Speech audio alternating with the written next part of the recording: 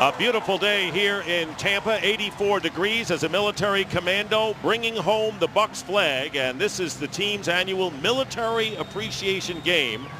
And our broadcast is being piped into the American Forces Network. So all of the great servicemen and women who are watching this game, sit back and enjoy the Rams and the Bucs. Rams have won 3 of the last 4. The Bucs have dropped 2 of the last 3.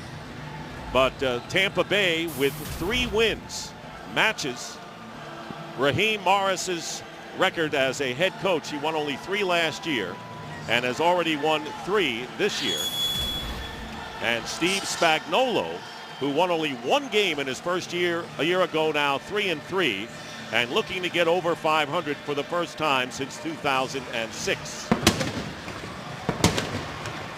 Sam Bradford, I think the disappointment of seeing Oklahoma losing to Missouri last night may not be in his mind right now, Charles. Well, I don't think that's going to be foremost and paramount, but Denario Alexander, his teammate, is going to make sure he wears black and gold this week. He will. Preston Parker, rookie from Alabama, Northern Alabama, is back deep, and Josh Brown will kick off as the Tampa Bay Buccaneers, dressed in white, in the heat, will get the ball first, and Parker from the 3-yard line. And a good return by Parker out to the 30-yard line. And let's look at the Buccaneers offense. They have scored only 3 touchdowns in 3 home games. Eric Lorig, a converted defensive end, is starting at fullback with Ernest Graham out of action. Mike Williams leads all rookies at wide receiver.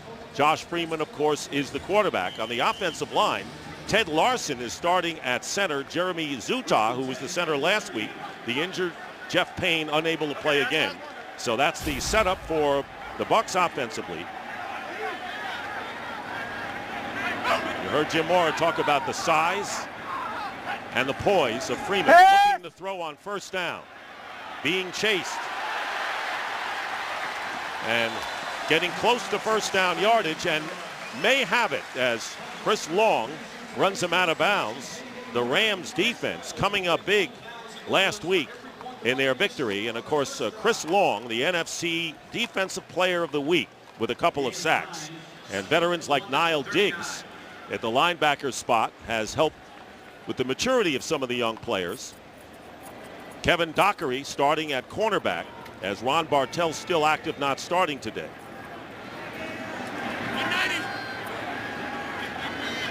First down at the 40-yard line. Play action. And going deep and overthrowing Mike Williams, who was well covered downfield, bringing up 2nd and 10. An early shot for the Bucs. Good start for Freeman running the football there. Anytime you pressure a mobile quarterback like the Rams did on first down, you leave yourself vulnerable to escape routes. And Freeman did that, and then they come back in second down. They say, you know what, let's air it out. Let's take a shot down the field. They put Ben in motion and try to get the ball to Williams on the post. 2nd and 10. Swing it out to Aurelius Ben. And Ben has a first down as he gets into Ram territory. James Butler, the strong safety, and it looks like they're going to be about a half a yard short. Jim, I know when you're coaching, you always love receivers who didn't just catch the football, that would go downfield and block and help everyone else out. We saw that on that last quick screen. Both receivers out in front of the guy who caught the football, gets him really close to a first down. It looks early here like they're going to try to work Ben into their game plan. Butler shaken up apparently as he leaves the field. Greg Lumpkin, number 28, joins Cadillac Williams in the backfield, 3rd and 1, and they hand off to Lumpkin. And it's going to be close. The Rams coming up strong, and he may not have made it. Interesting decision now for Raheem. You know, they're not running the ball successfully. They just failed on a 3rd and short. Do you go for it here, or do you kick it, Charles? I would like to go for it if I'm them, because I have that big quarterback that I just burrow behind someone and pick up that little bit of yardage. You talked about him in the open, Jim, about how people bounce off of him. I use that 6'5", 250. We're going to have a measurement as the punter, Robert Malone, comes onto the field.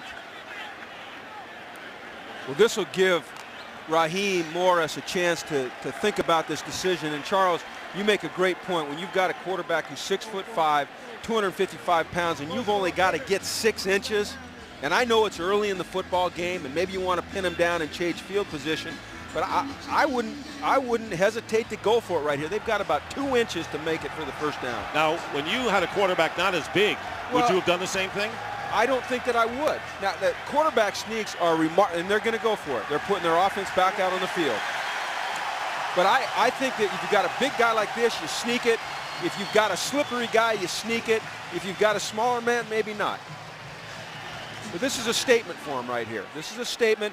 We're going to be aggressive. We're going to try to pound you a little bit. We're going to try to ball control you. And they've got to block Fred Robbins, number 98, up front. He's the one who disrupted the 3rd and short play. 4th and less than a yard. Quarterback sneak, first down. And Freeman gets the Bucs a first down into Ram territory at the 49. On 3rd and short, Fred Robbins, 98, got into the backfield and disrupted the play on that one. Davin Joseph, 75, and Jeremy Zuda, 76. They bury him inside. Watch in the middle there. See, they take Fred Robbins and move him back, which allows Josh Freeman to move forward for the first down. So Tampa Bay with 2 first downs on their opening possession. LeGarrette Blount, rookie from Oregon. We expected to see Lumpkin and Blount carry the ball. And they both have been in there, and there's the handoff to Blount. Blount breaks it and gets another first down. A penalty marker is down as Blount is tripped up at the 34-yard line by Laurinaitis, the middle linebacker, after a gain of 14. Mike Carey, though, will explain the flag.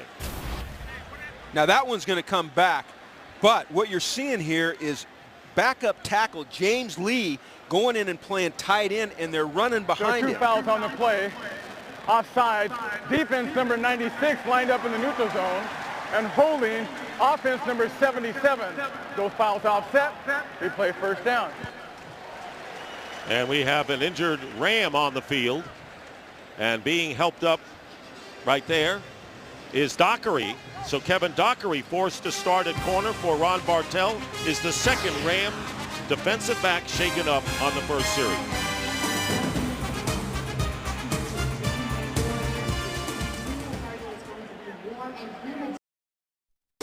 Today's game on Fox is sponsored by Southwest Airlines. Find our fares online only at southwest.com.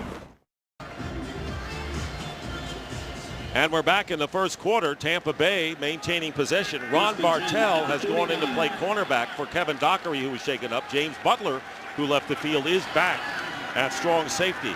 Bartell's playing with a bruised thigh. They may want to test him early to see how he moves. Hand off to LeGarrette Blount, and Blount, tough to bring down for the second time. He's carried the ball. Gets to the 42-yard line. A gain of 6. And running behind James Lee at tight end again. I like what they're doing, bringing a big man for at the tight end position and running the ball behind him. So a little wrinkle by the Buccaneers early on.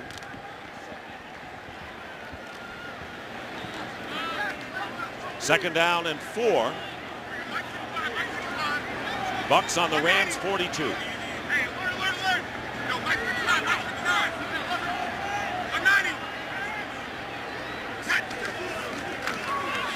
Hand off to Cadillac Williams. And Williams, no gain on the play. And for an update and a game break, whatever you like to call it, here's Kurt Menefee. Well, what we call it is a touchdown by the Falcons. Opening drive of the ball game, 3-yard pass from Matt Ryan to Brian Finneran finishes it off. Falcons lead the Bengals in the Georgia Dome, 7-0. I think it's still early. Dick and Charles? It certainly is, Kurt. And, of course, the Falcons leading with a 4-2 record tied with the Saints, and the Bucs at 3-2, a half a game behind. 3rd and 4. Strawder coming in toward the line, tight formation, stepping up against a good rush and unable to gain anything. Back to the line of scrimmage, and it was C.J. Ayu, number 99, making the stop for the Rams, who finally bring the Bucs to a halt. And Robert Malone, their rookie punter, comes in, and going back is Danny Amendola. This is going to be a big mental game for Josh Freeman because already in the last couple of plays we've seen, the Rams show various looks and different things to make him go to his alerts, to his checks, to try and get into the right call. Second game as a punter is Malone from Fresno State. This is a good kick.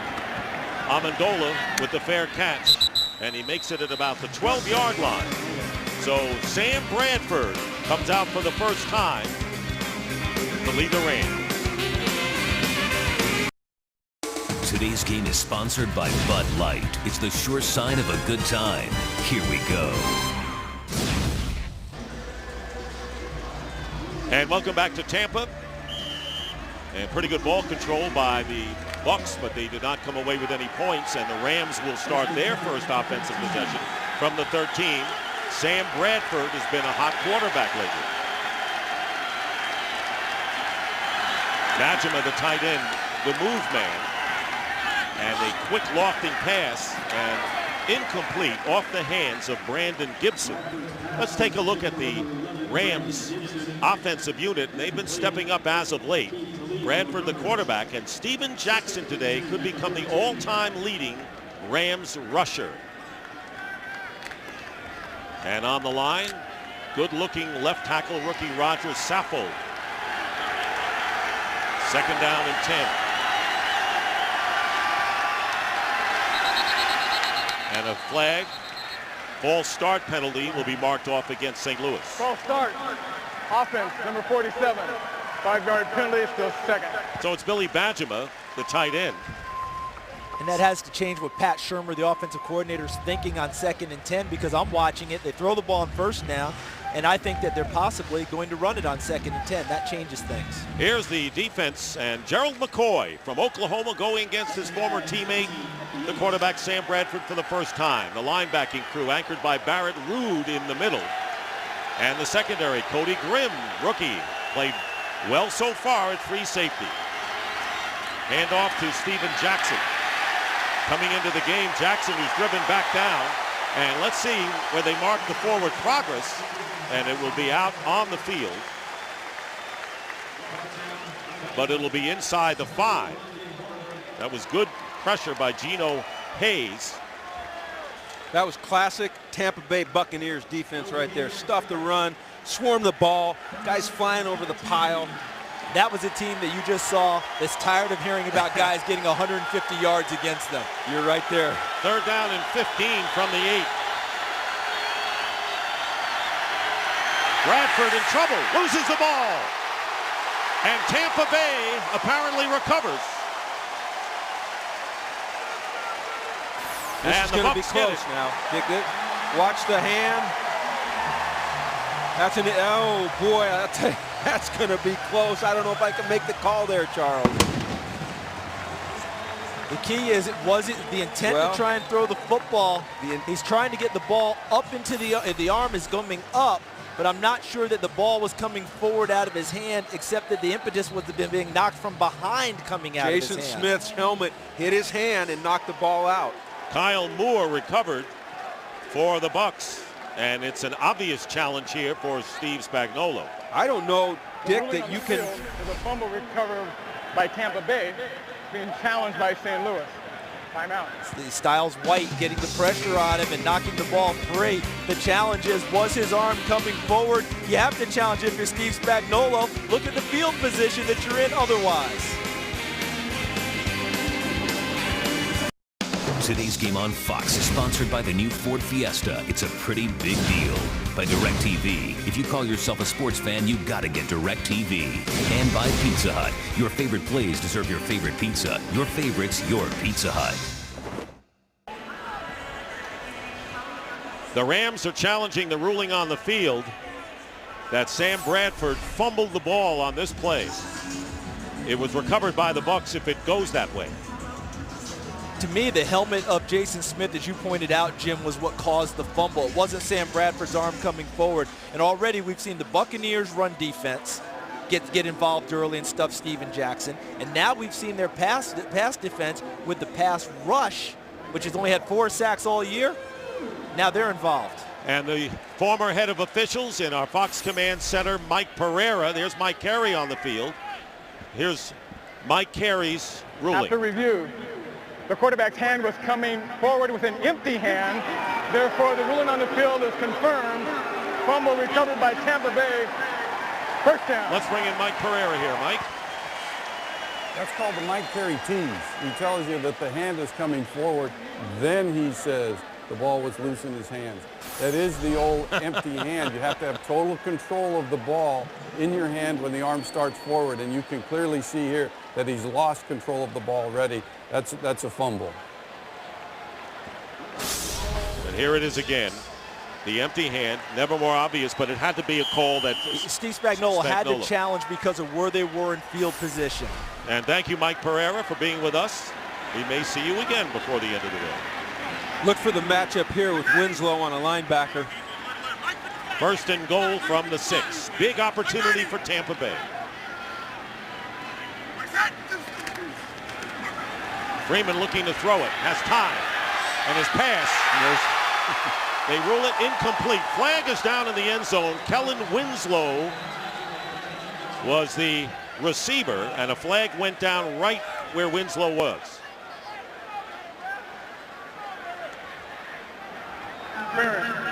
Offense number 82, 10-yard penalty, still first down. So a push-off and offensive pass interference called against Kellen Winslow. Jim, you called it, going to Kellen Winslow in the slot. Larry Grant trying to cover. Winslow getting physical, knocking his arm off.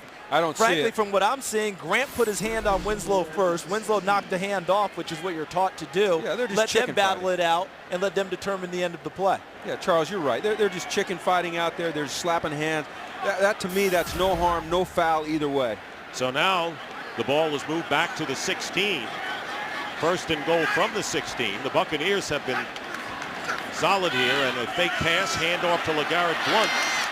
And Blount getting an opportunity, still on his feet, and finally dropped at the 14, and another penalty marker goes down as Otagwe, the free safety.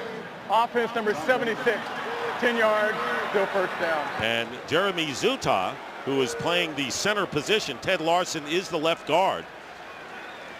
And so 2 big penalties against the Bucs when they had first and goal at the 6. And Jeff Fain, their normal starting center, out with a leg injury. Last week, Jeremy Zuta moved in and started at center.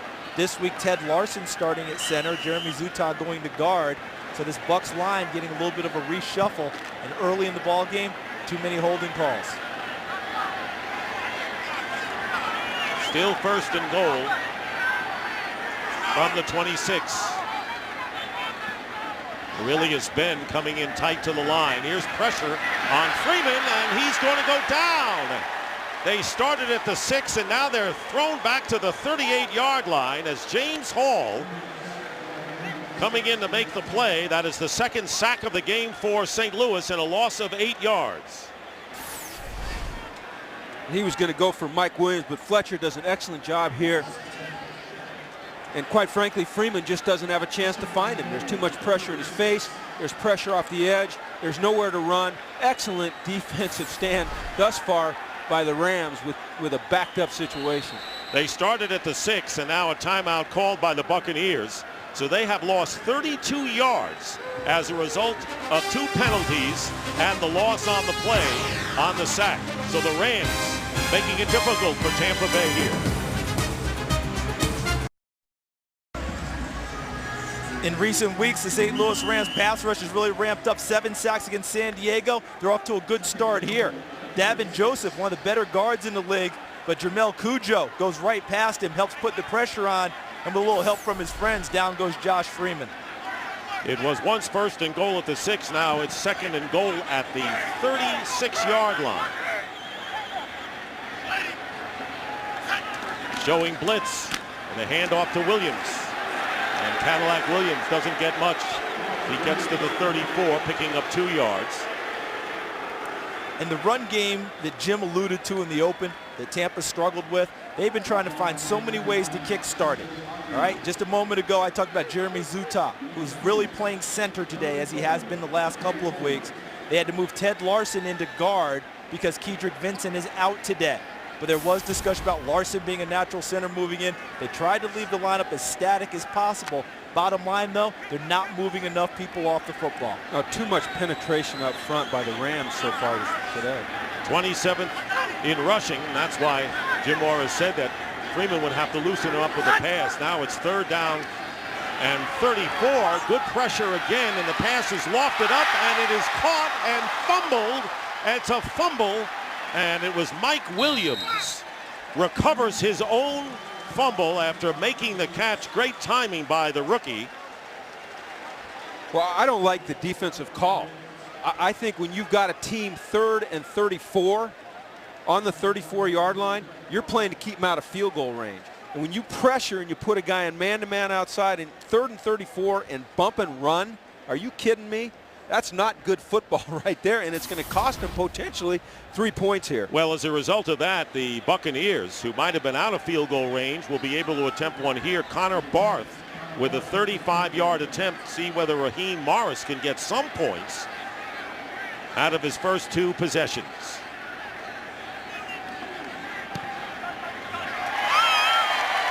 And the kick is good, and Connor Barth with a 35-yarder gives the Bucs a 3-0 lead here in the first. The NFL on Fox next week. Packers, Jets, Panthers, Rams, the early game. America's game of the week, the Vikings at the Patriots in the second game of our doubleheader. And on that last play before Connor Barth's field goal, I detected a visibly upset Jim Mora. Well, I didn't like the defensive call. End zone, Amendola's going to run it out from 5 yards. And Amendola gets to the 21-yard line. I was bothered by the defensive call for these reasons. Number one, in a game like this with 2 offenses that are having trouble scoring points, okay, points are like gold. Okay, now you can call it a win. They held them to a field goal when they had them 1st and 6 on the 6, but it was a short field goal. Don't pressure on 3rd and 4. Don't put a corner and bump and run on.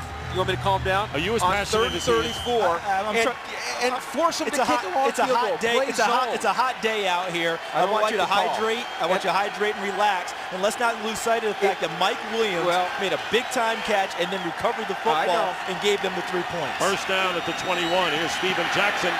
Shakes one tackler, and Steven Jackson drives his way to the 30, where Barrett Ruud brings him down. A gain of 8. Remember, Steven Jackson coming in needed 32 yards coming into this game to pass Eric Dickerson as the all-time leading Ram rusher. And coming into today, there are the numbers. And Jackson has carried twice for 8 yards, so he is moving up fast on Eric Dickerson. It'll be 2nd down and 2 from the 29. And here is Jackson again, gets tripped up and is stopped shy of the 1st down. Picking up a yard, Rondé Barber, as he's done a million times, forcing the play. And that's a nice play by Rondé Barber, but that's maybe one of the better 1-yard runs you're going to see, because this play should be dead in the backfield. Watch Rondé Barber, he's got him right there. The jump cut, he has enough strength to get through the first tackle and extend his body and pick up a yard where there wasn't one to be had. 3rd down and 1. Crowd looking for a stop, and it's Mike Carney, the fullback, and I'm not sure about this one. It'll be close. Remember that yellow line is unofficial, and it is a 1st down, signaling Mike Carey. So Sam Bradford leading the way, and your analysis of what we've seen of Bradford so far this year. Well, the guy just continues to get better. We saw him in week 3. Now we're seeing him in week 7. He's a different guy, and he was very impressive early in the season. This guy, he's a star in the making. Heck, he might be a star already. 1st down at the 31, short drop, and the pass thrown behind Denario Alexander. And for a game break, let's check in again with Kurt. The Redskins marching against the Bears, but suddenly it ends. Donovan McNabb in trouble, batted away by Israel Adonijay into the hands of DJ Moore. A 54-yard interception return for a score, and the Bears up 7-0 in the 1st quarter. Dick and Charles. Donovan has always played well in his native Chicago. Now, how about the Bears defense giving a little medicine to other quarterbacks that Jay Cutler's been getting all year long from pass rushers? Right, 2nd down and 10. Hand off to Kenneth Darby. Good run by Darby as he gets to within 1.5 yards of the first down. Rondé Barber making the tackle, an 8-yard gain. Fast-moving first quarter. Buccaneers had the big opportunity. They had 1st and goal at the 6. Had to settle for 3 as Gerald McCoy, who was the 3rd overall pick, gives way to Ryan Sims up front. You don't want to hear the term Rondé Barber making the tackle too many times in the run game. That's a cornerback or a nickel making tackles in the run game. That's not a good deal for the Tampa defense. 3rd down and 2. Play action and a good one. And here is Steven Jackson with the reception and the first down. And out of bounds at the 47-yard line of the Buccaneers as Aqib Talib. Well-executed play by St. Louis. Great call by offensive coordinator Pat Shurmur. They've been pounding the football. Then they come with the play action, get the halfback Jackson to the flat where he's wide open. And that's just a product of having a healthy run game right there. Healthy run game and a franchise back who you can leave in any situation. Catch the ball. Can run it, can catch it. He picks up blitzers in the pass game. He does it all. 2 tight ends for the Rams on 1st down at the 46. And Barber kept out of the play, managed to get a hand on Bradford as his pass is tipped by Quincy Black. And so Bradford on the ground with Barber right there. Tiki Barber can do it all, okay? Rondé Barber can do it all. Here he is blitzing. Earlier we saw a great penetrating play, an instinctual play, making a tackle on 2nd down to make it 3rd and short. Here he is pressuring a much bigger man than Steven Jackson and putting pressure on Sam Bradford. 2nd down and 10 at the 46. LaRon Robinson goes in motion. And here's Steven Jackson with a head of steam. 1st down, juking his way inside the 35-yard line. And Cody Grimm, the rookie free safety, brings him down, but 12 more yards on the play. And the man that Steven Jackson looking to pass today is Eric Dickerson, who rushed for 7,245 yards with the Rams, 56 rushing touchdowns, Hall of Famer in 1999. And Jackson right now is 11 yards behind Dickerson. He's already passed Marshall Faulk, who will go into the Hall of Fame, chasing down a Hall of Famer and another 11 yards. Darby in for Jackson, who's on the sidelines. 1st down from the 34. The swing pass to Kenneth Darby. Running room down the sidelines, and finally knocked out of bounds at the 15 by Cody Grimm. And a 19-yard gain. And Jim, boy, the Rams are picking up yards in chunks. Big chunks. You know, you call that a pass, but really it's just a run. It's just a quick flip to the flat. It's no different than a toss play. I'm not sure if I was Pat Shurmur that I'd call a pass on 1st and 2nd down the way they're running the football right now. Gerald McCoy back in the middle of the defensive line at tackle. 1st and 10 at the 15. And here's Jackson again. And he gets tripped up after picking up a yard by Kyle Moore. Inching closer to that record. You just mentioned Gerald McCoy coming back into the game. He's a rookie that's going to be compared all the time to Ndamukong Suh, who went to the Detroit Lions with the number 2 pick, McCoy number 3 to Tampa Bay. Suh's numbers are way better than McCoy's right now, but everyone progresses at different rates. What the Buccaneers are working on with McCoy, just play football. Quit thinking so much. Quit trying to be perfect and precise.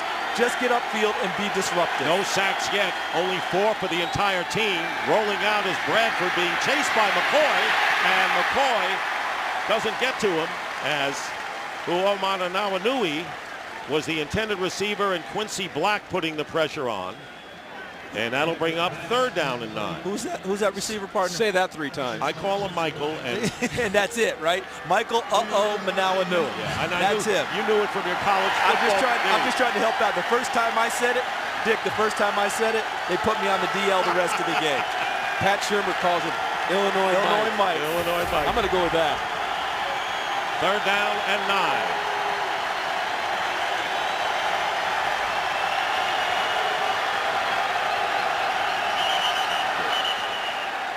And the whistle, false start penalty. So it'll be third down Offense number 63. and 14 after Jacob Bell, the left guard, moved. You just saw the graphic. The Rams have been very efficient getting into the red zone, 4th in the league. But when they get in the red zone, they're having trouble punching into the end zone. And when you have third down penalties like they just did that puts them on 3rd and 14, it's tough to get touchdown. And that's really hurting this offense in terms of scoring points. And speaking of that, Raheem Morris brought his team out to practice on Friday here in the stadium. They don't usually come out to see what it was like to say, let's score in the stadium and defend on the other end.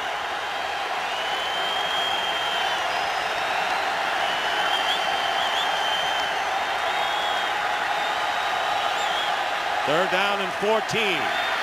Up the middle, pass caught by Jackson, and he is stopped shy of the first down by 2.5 yards by Geno Hayes. And so it will be 4th down and 3. And no move yet by Spagnuolo. I don't know why. They've got to come running out there and go ahead and kick this football. I think this is too far to think about going for it here. Yeah, he's going to wait for the clock to run down here at the end of the first quarter. Yeah. And then he's going to use the wind, Charles. Josh Brown getting set to try the field goal, and that will do it. That is the end of the first quarter here in Tampa with the Buccaneers leading the Rams 3-0.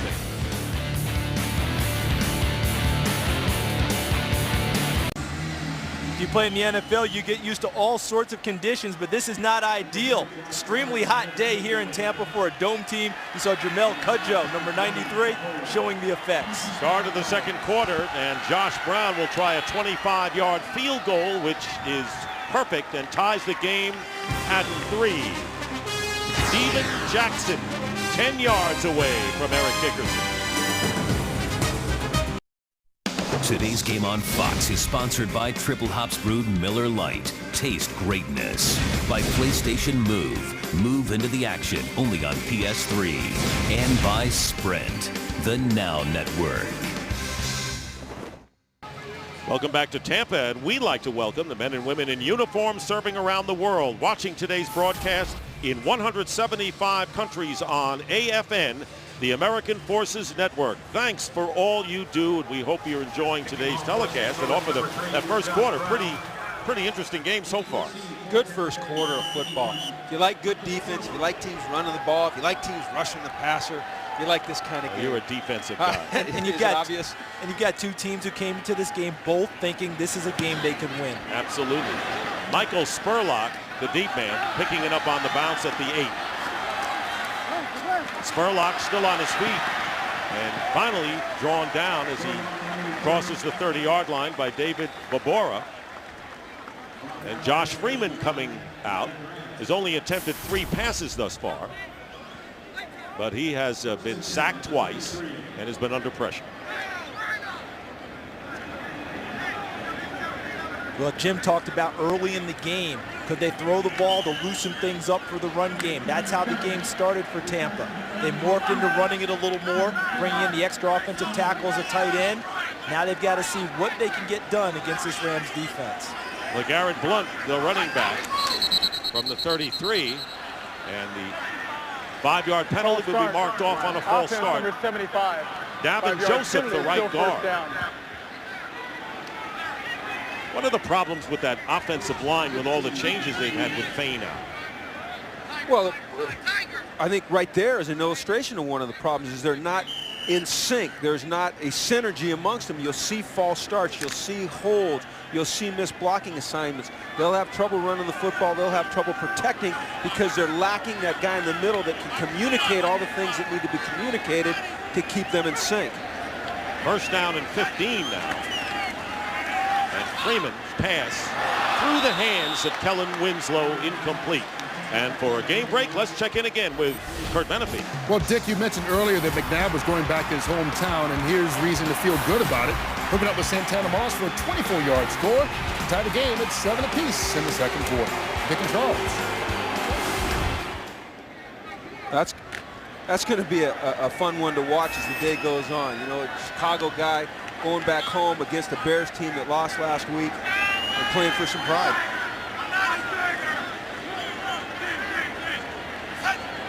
Second and 15, the handoff to Parnell Williams. And Williams getting a couple.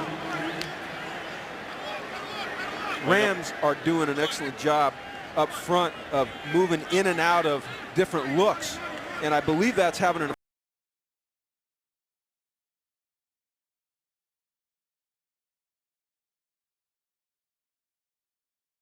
up front is affecting the center, Jeremy Zuta. That's twice now I've seen that shotgun snap lollipop back to Freeman instead of back to him with dispatch. 3rd down and 14 with 3 wide receivers and a nickel defensive back for the Rams, Jerome Murphy. 3rd and long, and here comes the pressure. Long trying to get to Freeman, and Freeman will throw the ball out of bounds. So Chris Long, who has come alive as of late, and 2 sacks, and there is Freeman talking to the official. It wasn't long ago against the New Orleans Saints that Josh Freeman got taken out a little bit on the sideline by Malcolm Jenkins. And then at the end, watch as he gets to the sideline, he knows he's out of the pocket, gets rid of the ball, and another big hit. Looking for the late hit that time from Larry Grant. That was a love tap. Robert Malone will punt. Danny Amendola backtracking to the 15. Here's Amendola. And Danny Amendola gets by Malone, the kicker, and he goes out of bounds at midfield. And a flag goes down here. Here's the return. Well, low line drive kick like that is what a returner wants to see. Outkicks his coverage. He puts no hang on it. During the return, legal block in the back. Receiving team number 47. 10-yard penalty. 1st down. Timeout. So what would have been a 35-yard return into Tampa Bay territory results in a penalty on Billy Bajema, which will mark it way back. Once again, you see a nice return wiped out by a block in the back, and here you see Bajema hit Hayward, and it's not much of a hit, as you'll see there, but it's enough. And the rules simply state you cannot block in the back on a return. A 31-yard penalty. 1st down at the 20, and the quick out to Amendola. Amendola pushed out of bounds, getting the 1st down to the 39-yard line. 19-yard pickup for the versatile Danny Amendola. And how about the receivers helping out Amendola? Look at the block coming inside. LaRon Robinson, number 19, gets just enough of Rondé Barber, and a nice move by Danny Amendola turns it into a big play. And that is the biggest play of the game for the Rams. 1st down at the 39. Steven Jackson. Steven Jackson to the 49-yard line. Barrett Ruud making the tackle, and he is 1 yard away, I believe, from passing Eric Dickerson as the all-time Ram rusher. He's tied Eric Dickerson with that 9-yard pickup. And that was a perfect example of what you hear all the time about a running back going parallel, sticking his foot in the ground, and getting his shoulders upfield.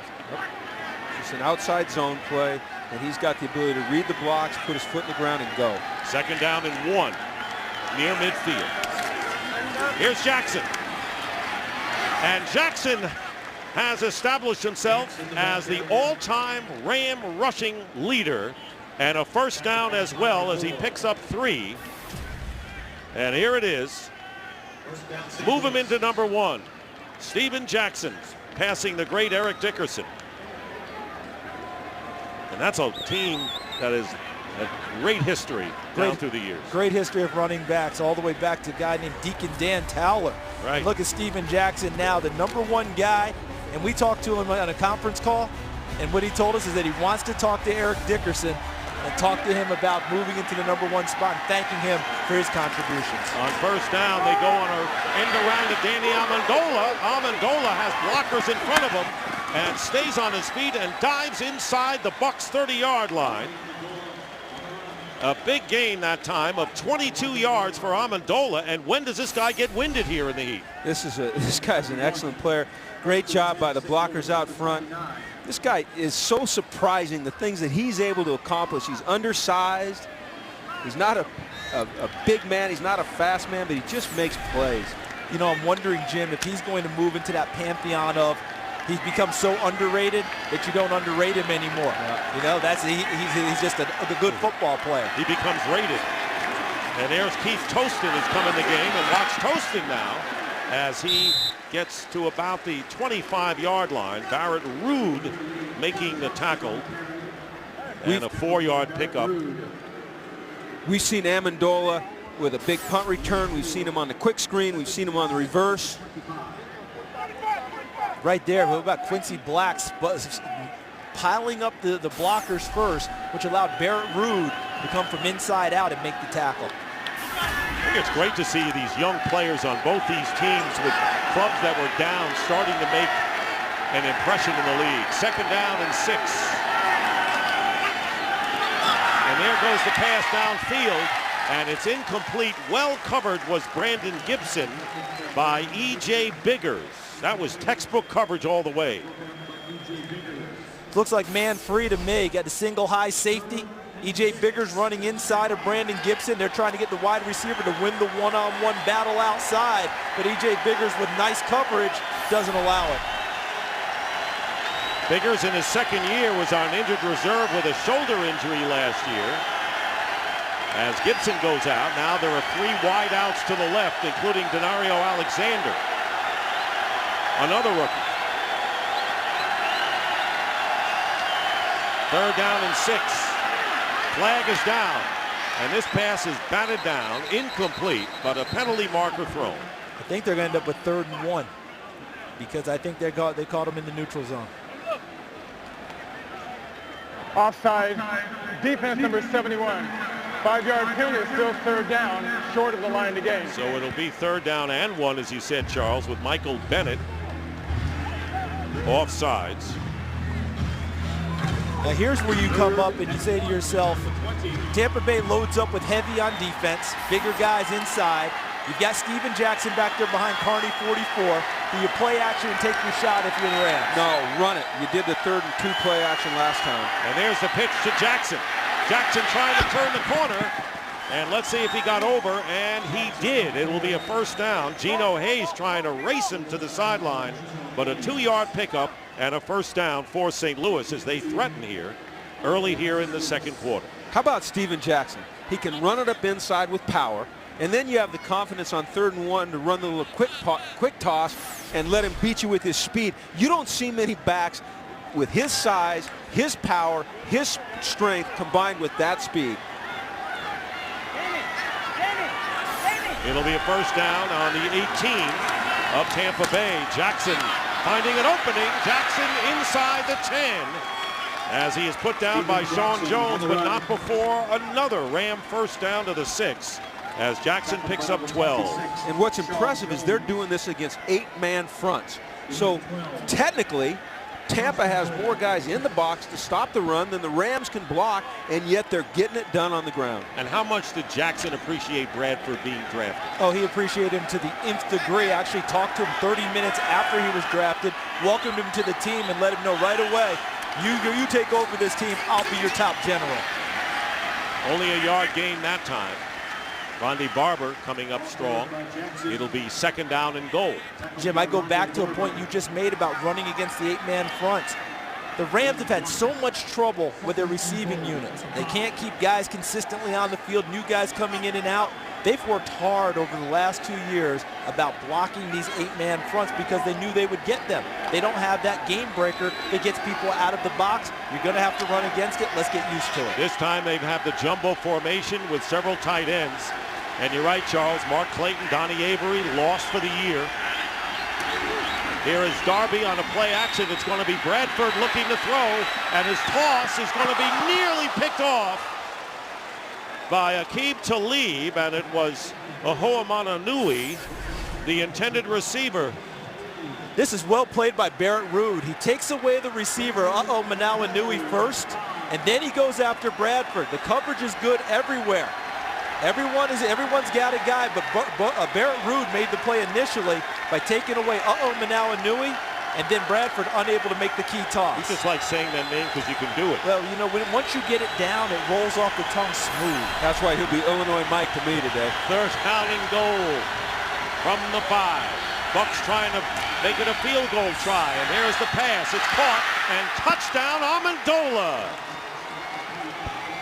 All he needed was a little refresher on the sidelines, and he comes back and catches the 6-yard pass from Sam Bradford to give the Rams the lead. This is sprint right option. This is a classic West Coast offense play. This is Jerry Rice for the San Francisco 49ers, taking it to the flat, sprint right option, touchdown. And Josh Brown on for the extra point. And the kick is good, 10-3. The Rams lead the Bucs. And Bradford with the touchdown pass, and Amendola, who came in leading the Rams in receiving, catches his first touchdown pass of the season. Today's game is sponsored by Chevrolet. Every model is backed by a 100,000-mile 5-year powertrain limited warranty.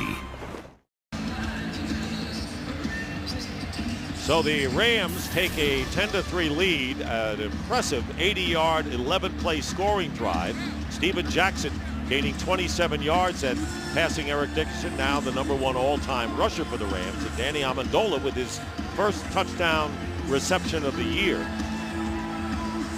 And Michael Spurlock is back deep. Preston Parker, the rookie who started the game as the kick return man, is injured, so we won't be seeing him at least for a while, and Josh Brown will kick off to Spurlock.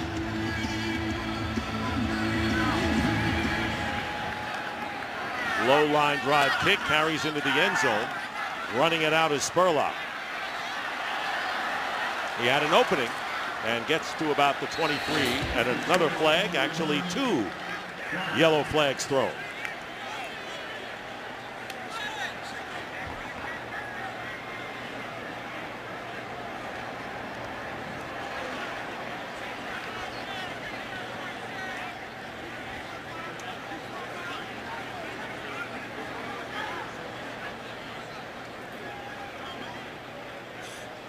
There are 2 fouls on the play. Illegal hands to the face on the kicking team, number 58, and holding by the receiving team during the return, number 41. Those fouls set. First down at the dead ball spot. Timeout. Lynch for the Bucs, Aurora for the Rams. As the Rams trying to win on the road. They've lost 12 of their last 13, but they lead here. Well-deserved rest for Danny Amendola. The Rams lead 10-3, but the Buccaneers taking over on the 19-yard line.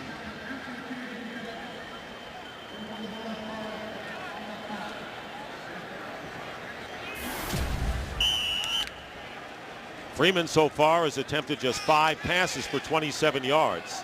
Team down by a touchdown.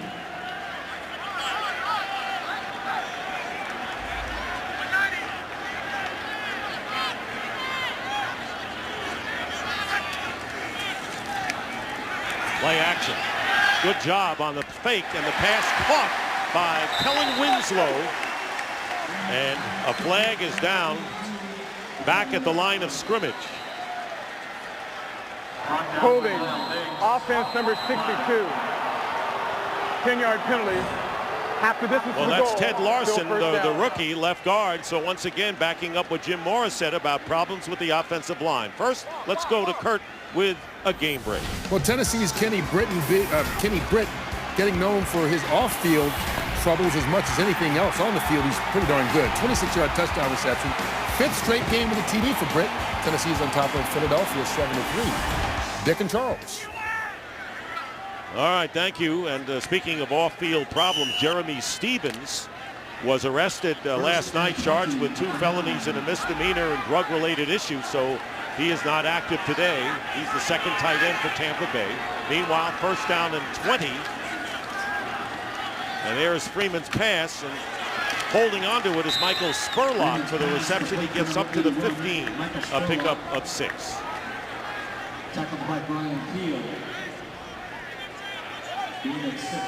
Freeman doesn't look confident in his throws to me today.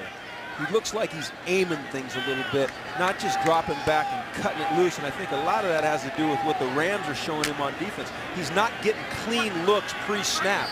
So he has to decide what to do with the football after he's got the ball in his hands. 2nd down and 14. Winding to 7 minutes left in the first half. Freeman, and this pass incomplete. And it was Niall Diggs who ended up with the ball, but not before it bounced, with Kellen Winslow the intended target.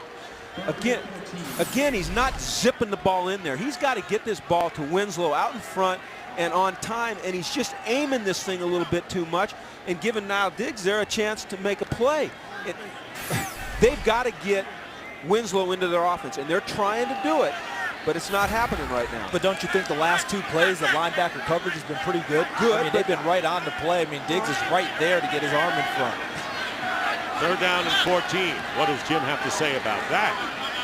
And a timeout called. You have a chance now, Jim. Well, yeah, the coverage was good, but Kellen Winslow is a premier tight end in this league. And if this guy's going to be a premier quarterback, then he's got to be able to put it where the premier tight end can catch it.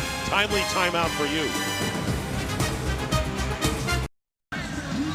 Maybe part of Josh Freeman's problems today, Jim, is that maybe the receivers aren't as confident in what they're doing. See, he's trying to get everyone lined up. You're supposed to be over here. Watch as Sammy Stroughter goes in motion. And watch Michael Spurlock's reaction right out here. See that? Raheem Morris told us that one of the good things about Michael Spurlock is that he helps get the young receivers lined up and in the right places. He wasn't able to on that play. 3rd down and 14. Michael Williams has caught 1 pass so far.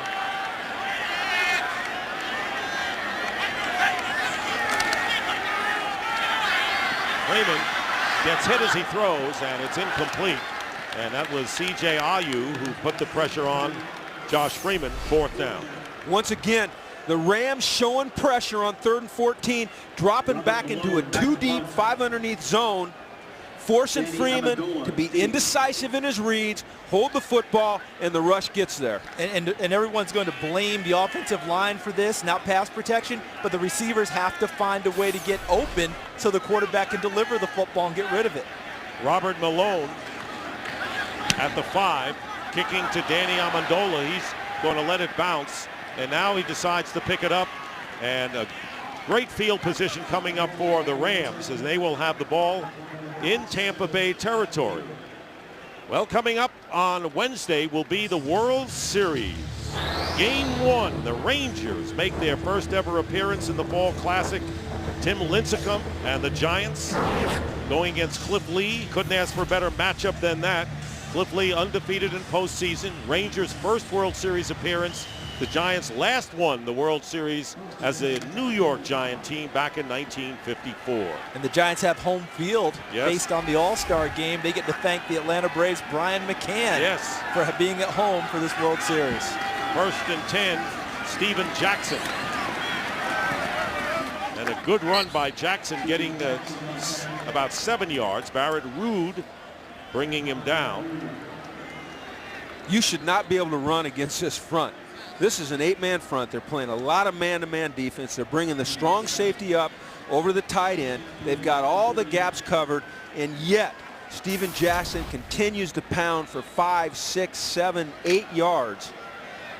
And that's exactly what you're talking about, Jim. The last 3 games giving up 187 yards per game, 3 backs, 143, 144, and 158 yards the last 3 games against them. Jackson's capable of all those numbers, and there he is again. Steven Jackson drives his way to the 20-yard line.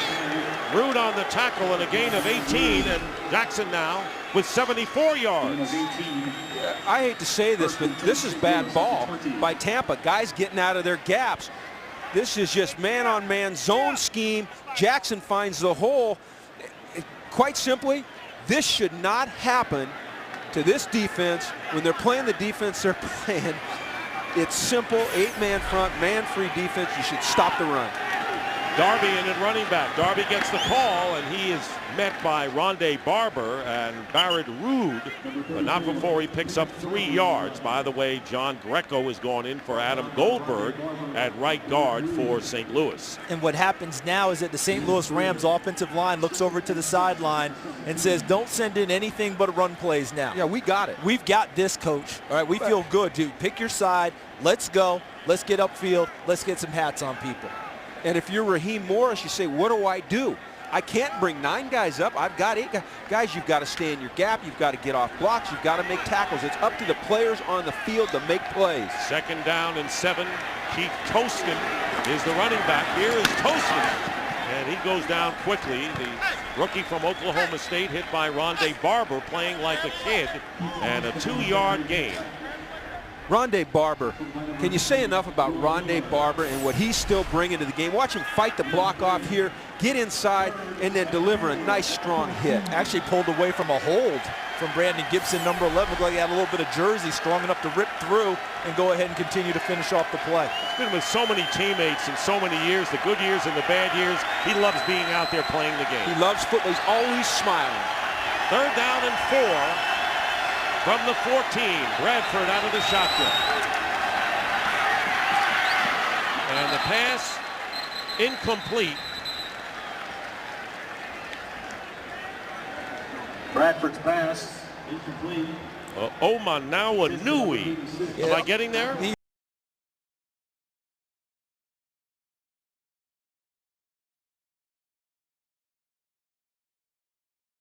Stuck that on him. It's like he was trying to guide that one in there just a little too fine. Field goal try coming up for Josh Brown. Josh Brown kicked one from 25 yards to tie the game early in the 2nd. This will be a 32-yard attempt. And Brown's kick is good. There's a flag down on the 15.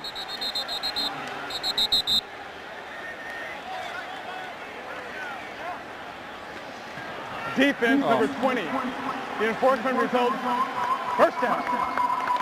They needed 4 yards, and this 5-yard penalty gives them a 1st down.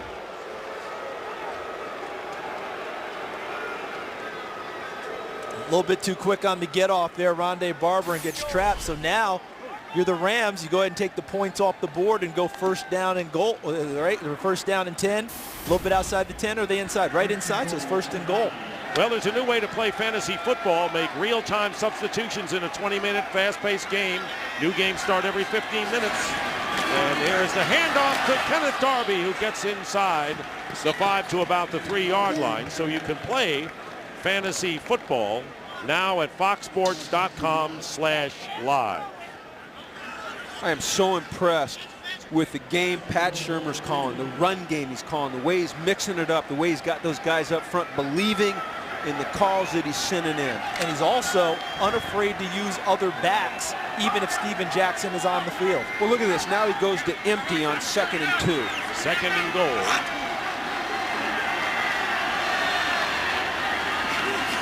Bradford, quick pass, almost intercepted on the deflection by Aqib Talib. Danny Amendola was the receiver, and it deflected off of him, and Talib very nearly picked off another one.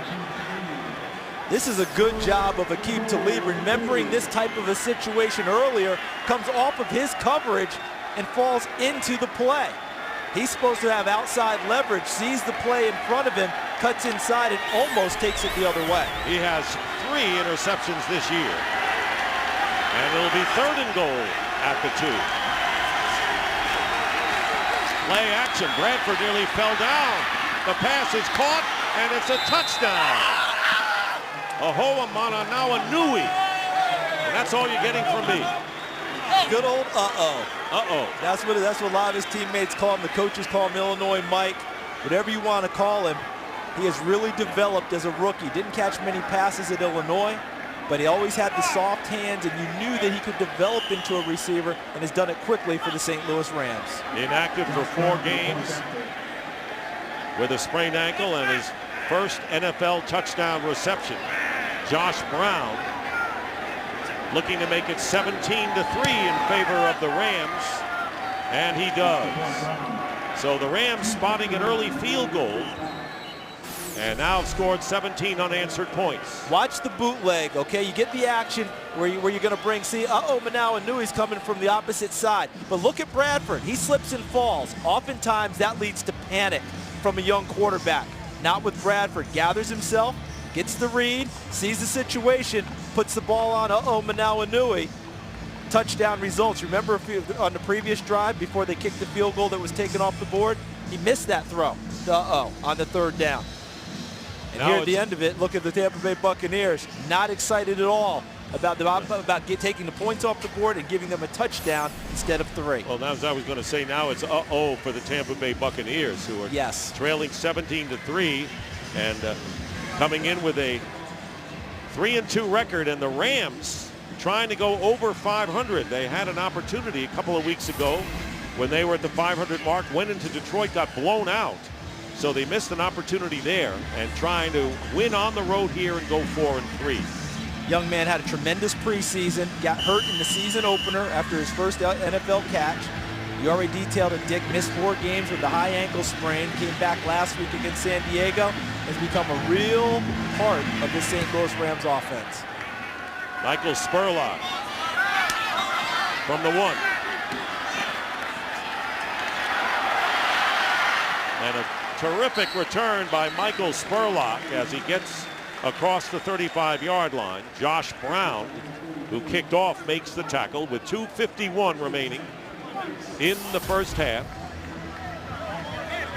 First 2 games, Buccaneers defense 3rd in the league, giving up under 11. But in the last 3 games, a totally different story, and they've allowed 17 so far in this first half. Well, when you can't stop the run, and Tampa right now cannot stop the run, then your opponent has it both ways on you. They can run it, you just come up to stop the run, they throw it over the top, and that's what's happening today. First down at the 36 for Josh Freeman. Pass caught by Cadillac Williams, and he may have a first down, just a little short. Interesting that everyone thought that Tampa Bay would be strong defensively, but not offensively. There you see the timeouts, 1 remaining for the Bucs. Rams have 2. They just as soon not use them unless they get the ball back before the end of the half. 2nd and 1.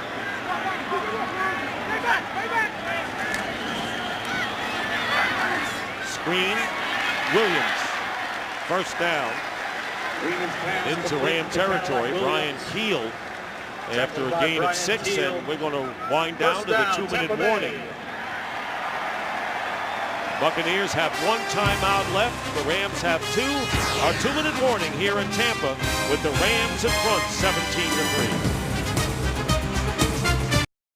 Minutes to go in the first half, and when we talk about ball control, Jim Mora, it isn't only discussing time of possession. No, it's plays and yards, and this indicates to me a real confidence in Sam Bradford. They're able to operate at a quick tempo, get in and out of the huddle, get up the line of scrimmage, run plays, and still be efficient. First down at the 49 of the Rams. Freeman in trouble, loses the ball, and Tampa Bay will recover. Chris Long forced the fumble, and it was recovered by Donald Penn. Freeman continues to have trouble reading what's happening in the St. Louis secondary. Once again, they showed pressure, Charles, and then they dropped into a 2-deep zone, 5 underneath. Gives the pressure a chance to get there, the rush a chance to get there, and he's looking down his receivers, and there's no one there. But you always hear about Chris Long, the one word, relentless. Here's a great example. Worked against the blocker, never thinks a play is over, and continued to run down Josh Freeman for the strip sack. Yeah, and Chris Long now playing left end. Looks more comfortable there. That's not normally where you put the premier pass rusher. That's where you put the relentless guy that can play the run and just goes all the time, and that's what Chris Long is. Took him a little while to adjust. He played the 3-4 at Virginia, but has he ever adjusted? 2nd down and 24. Timeout was called by the Rams, and this pass caught by Kellen Winslow up to the 45-yard line. Jim, you talk about the confidence they have on the offense for the Rams. I'm watching a defense right now that's extremely confident, showing a lot of different looks, moving around, confusing Josh Freeman. Rams call a timeout. It's their 3rd and final timeout because they're looking to get another shot at the ball. Coming up on the Visa halftime report, Kurt, Terry, Michael, Howie, and Jimmy will have scores and highlights from around the league. The Eagles and the Titans in a big interconference showdown, and the Saints, who trounced the Buccaneers last week 31-6, and trying to continue their role today. So we'll visit those stories coming up on the Visa halftime report. This is a situation right here where I would not be surprised to see Tampa run the ball and force the Rams, well, they don't have any more timeouts left. Let the clock run down. You don't want to throw the football here and give the Rams a chance to have more clock time. Let the clock run. I think the Rams are thinking possibly pressure package here if they do throw the football and try and either get field position or one more possession. Freeman running. Trying to get the first down and stop the clock because they are just shy, but Brought down by Jerome Murphy chasing him. It was a 15-yard gain, very close, less than a yard, I think, and the clock stops at 1:32.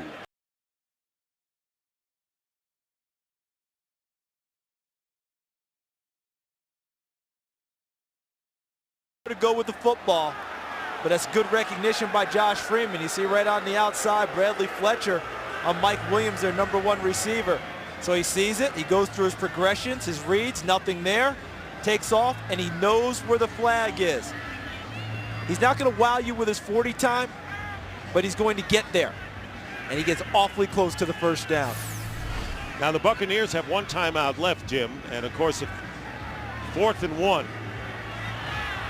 And you're down 17-3. Well, first of all, you need to, this thing needs to be replayed.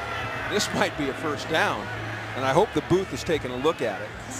Because we're inside 2 minutes, so it would have to be a booth review.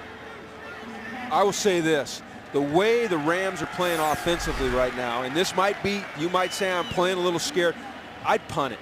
Did you punt it here? I'd punt it. And Charles, I know that on 4th and inches, he snuck it, and he got it early, but if he doesn't, you've got a chance to go into the locker room down 20-3 or 24-3. Bucs have challenged it. Take a look, unofficial line. See where the ball is? See where the ball is. His knees going down, appears to be a little bit short going to the sideline. But as he goes, as his knee's going down, look where the body's extending. See right in the sideline, there's the knee down right there. That's a first and then he down. extends out over past what appears to be the first down marker. First challenge by the Buccaneers. The Rams challenged earlier and lost it. It is, I'm sorry, it's a booth review. Inside 2 minutes. Interesting point, though, that you bring up, Mr. Stockton. What do you do if it is 4th and short here in the Tampa Bay Buccaneers, Charles? And I agree with you on the analysis, because right now, you said it early in the ball game, points are like gold in this type of a game. The way defenses have been playing, especially the Rams with their pass rush. I want to make, if they're going to score before the end of the half, they're going to have to really earn it going the long field. I don't want to take any chance of missing it and giving them that, but giving the ball in that situation. You know, you've seen the Rams take over momentum in this game. You would love to get something before the end of the half. Even if it ends up to be a better field goal try than what you have here. This is a real long one anyway. I think you'd have to go for it to try to get something done. Yeah, and knowing Raheem the way we do and spending time with him like we did Friday. See, left knee, guys, right there. But where's the ball? There's the ball's ball right there, and the ball's past the line. This is a tough one. I wouldn't. That's why Mike Carey is taking so much time under the hood. No. Mike Pereira. Stand by here. You've seen the challenge here, the knee down. What about it? Yeah, I think you got to look at moving that ball up to the line. I think that's what Mike Carey will do, and then remeasure. After review, we'll respot the ball and remeasure. Well, that's interesting. Mike? See, that's what he obviously saw, that he's got a spot upfield, and I think when you take a look at exactly where the ball was when the knee was on the ground, it was up to the line. So he'll move the ball there. Now remeasure. I think he'll end up with a first down. He does.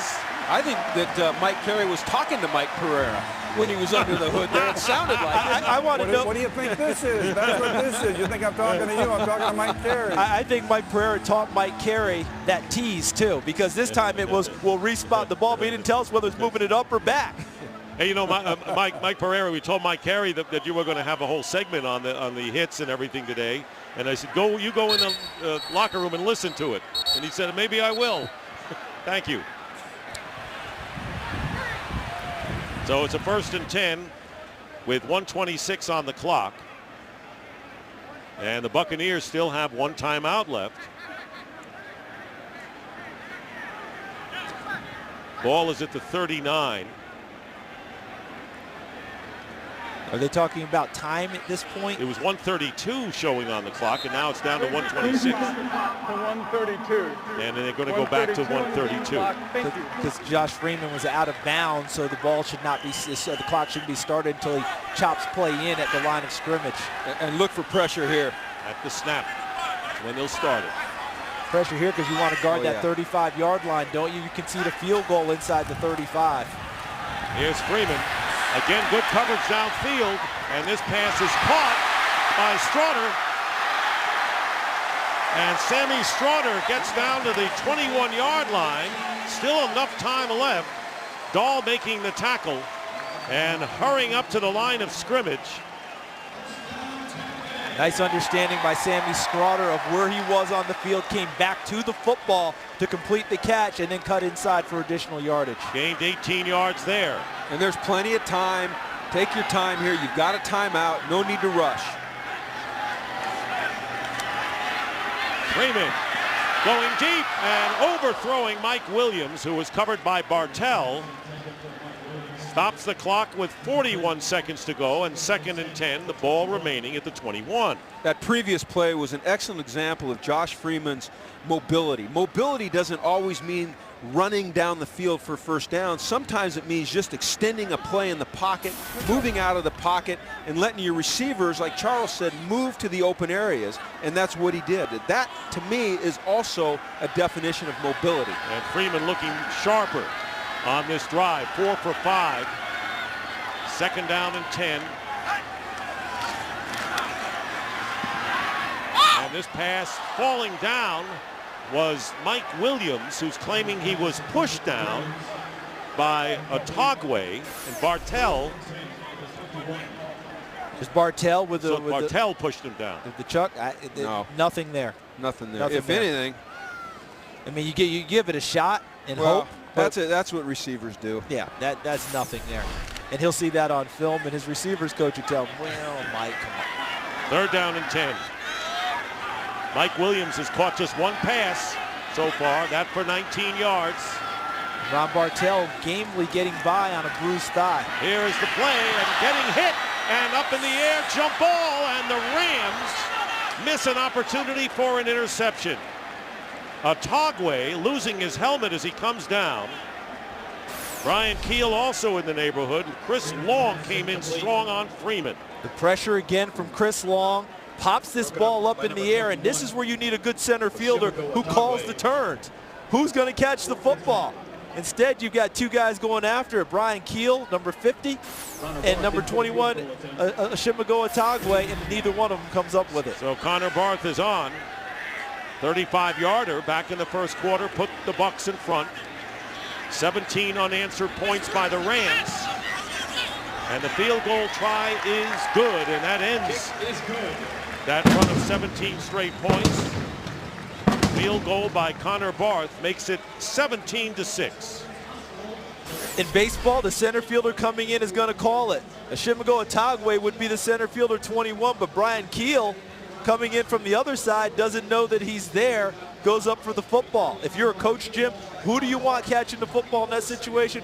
More than likely your DB versus your linebacker, but both hustling to the ball. You do it, and those right there are the hidden plays that people don't often recognize that have such an impact on these close games. When, like we said, points are like gold, because that right there was a 3-point play, and if this game comes down to 3 points one way or the other for the Rams, you look back at that play and say, oh, if we get that interception and keep them off the clock at the end of the half, oh, if only. If only, but you know, the Rams defense really has stepped up lately, and the key to that has been Chris Long. Again, a 3-4 defender at the University of Virginia. He's always been a late starter, and he is starting to come up big in this defensive alignment for the Rams. And let me tell you, when he came out of college, I called a number of coaches that played against him in the ACC, and you know what they all said in their game plan? We have to find a way for him not to beat us. And 90% of the time, even though they did that, he found a way to beat them. Connor Barth with the kick, and Danny Amendola returning. And Amendola goes down. Rams are out of timeouts left. Don't forget the World Series starting Wednesday. The Texas Rangers against the San Francisco Giants. Rangers have never won a World Series. You got to go back to the old New York Giants back in 1954. Fox Sports exclusive coverage. Game 1 begins Wednesday at 7:30 Eastern, 4:30 Pacific in high definition. And of course, you guys all predicted Rangers and Giants to be in the series when the season started. We all had that one, that's for sure. Were you at the last Giants World Series? Were you there? I was a little boy, but I was. Was that Dusty Rhodes series? Yes, it was. Yes, it was. You know all this. There we go. And Willie Mays' great catch, but that'll be Wednesday. Time running out. That is the end of the first half. With the score, the Rams 17 and the Buccaneers 6.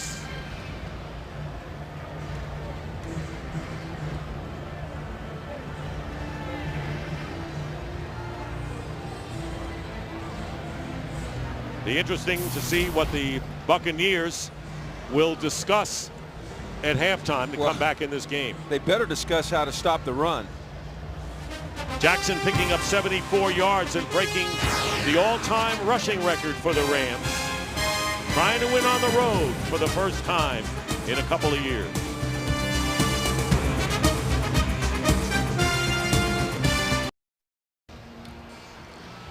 And welcome back to Tampa, getting ready for the start of the third quarter with the Rams leading the Bucs 17-3. So the Rams are leading. If you're the Rams, happy about the first half? I'm happy about the first half, and I say run, run, run, and run some more. I don't know if I'd throw again.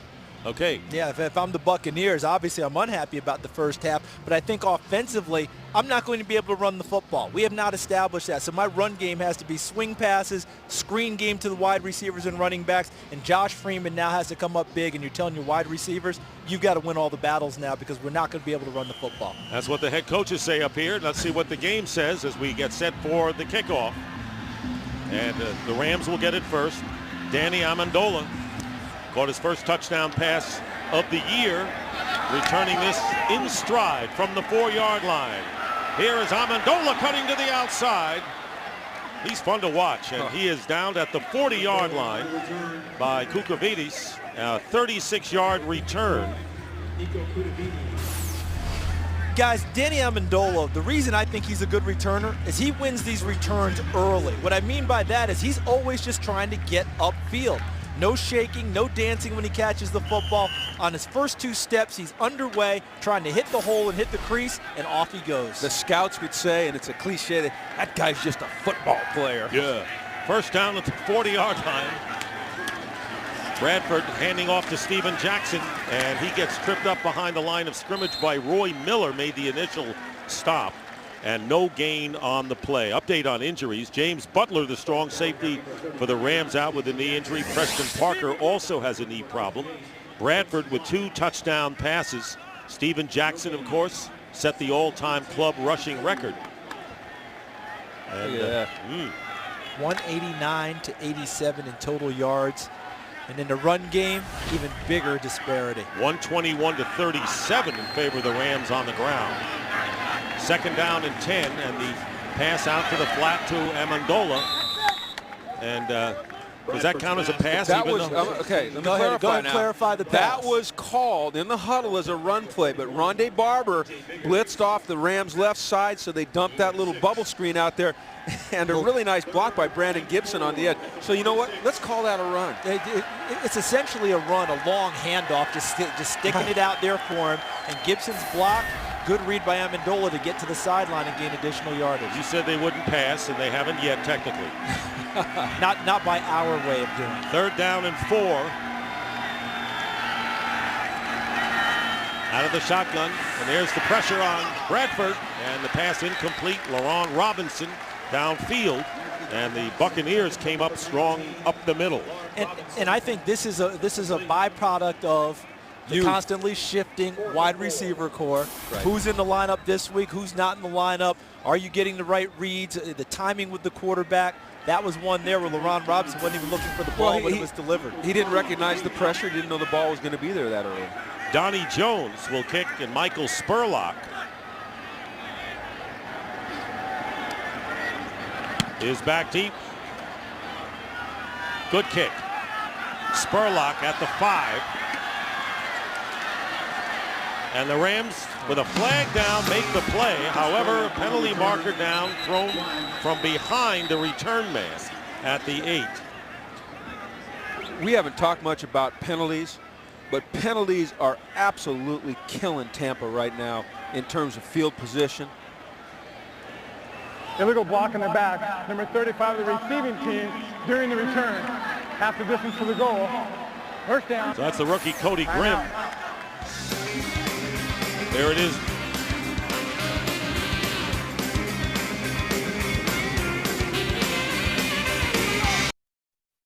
Today's game on Fox is sponsored by Southwest Airlines. Find our fares online only at southwest.com.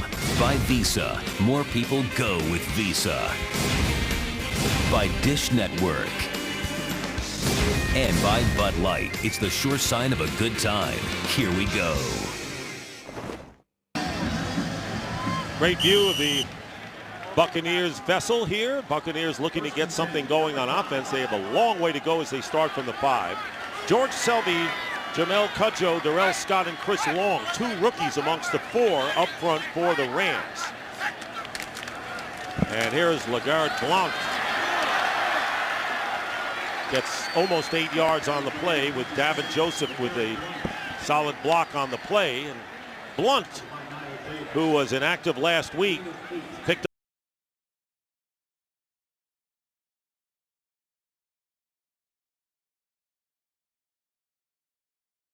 on the ground, especially coming out of their own end. And you mentioned Blount.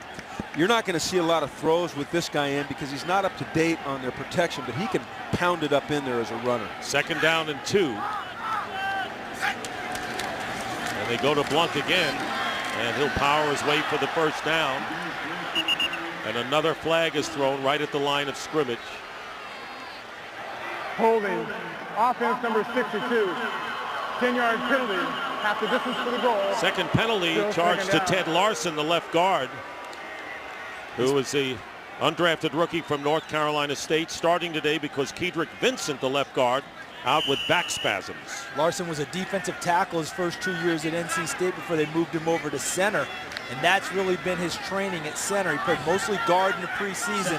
Had to plug him in today, having a tough time keeping his hands in the proper place. Blount stays in the game at running back. The kid out of Oregon, you alluded to it, Dick. He got into the trouble after their season opener against Boise State 2 years ago. Many people wondered about his anger management, and now he's getting another opportunity in the league.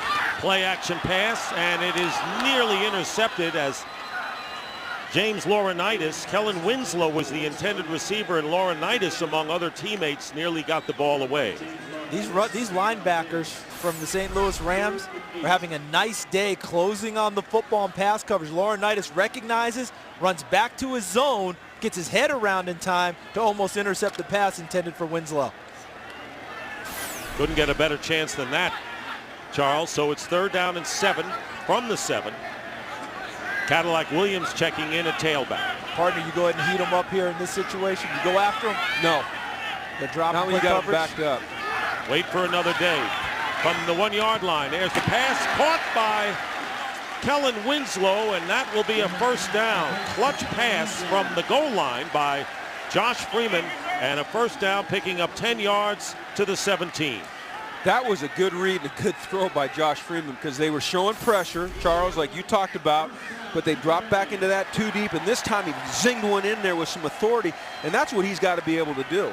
And their offense truly runs through the quarterback, the tight end Winslow, and their number 1 receiver, the rookie Mike Williams. All 3 of those guys need a big second half. Winslow's caught only 2 passes, Charles.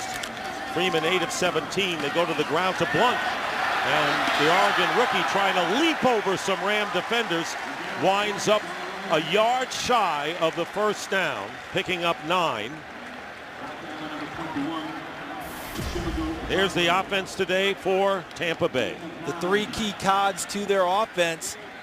Nothing outstanding from what you're seeing there. Those are the guys they need to make plays downfield, and Kellen Winslow and Mike Williams. But LeGarrette Blount, did I say at the half they can't run the football? LeGarrette Blount proving me wrong in the early going here in the second half. 2nd down and 1.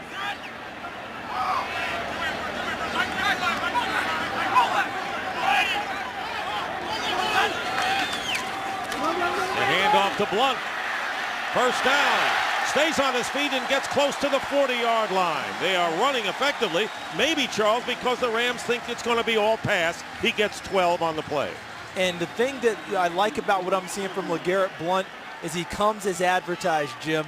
He's a one-cut guy. All right, he makes one cut, and he gets the ball upfield. Not going to be a lot of wiggle, not going to be a lot of dash, but he's going to have some power and try and slash through people and carry tacklers with him. He's averaged 7.5 yards per carry in 4 tries. They've got something going with him. This is a play action. Freeman's pass is caught close to the 40-yard line of the Rams. Sammy Strawder with the catch. Make it Mike Williams. See Steve Spagnuolo, the head coach of the St. Louis Rams, known as a defensive guy. He understands what a run game does to a defense. Once you can establish that, now you're able to go to your play action passing, able to step up and fire a strike downfield for a big first down. 21-yard gain. Mixing the plays nicely are the Bucs. First and 10 at the 40-yard line of the Rams. And the play is blown dead. False start Offense called number against 75. the Bucs. 5-yard penalty. Davin Joseph. And the Bucs hope that's not a rally stopper right there. Well, you know, we've said it already, but 8 penalties already, most of them up front or in the return game. Both of those things affect your offense's ability to stay on schedule, to run the football, Charles, like they're trying to have success doing. Now you've got a 1st and 15.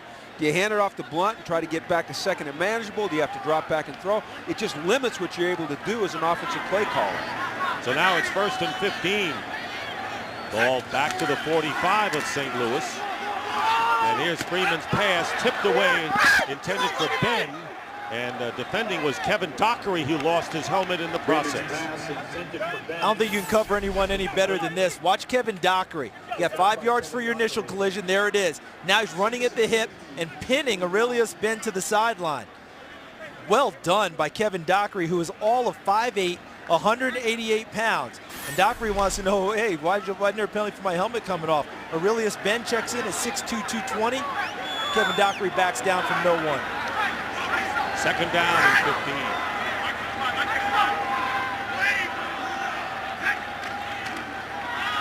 Handoff is to Blunt.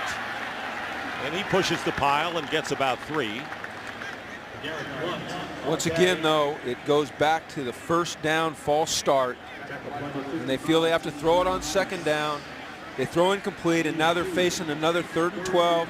And this plays into what Steve Spagnuolo and Ken Flagel, the defensive coordinator, want. Now they can either come after him, or they can sit back in zone and rush him with 4, which has been effective today.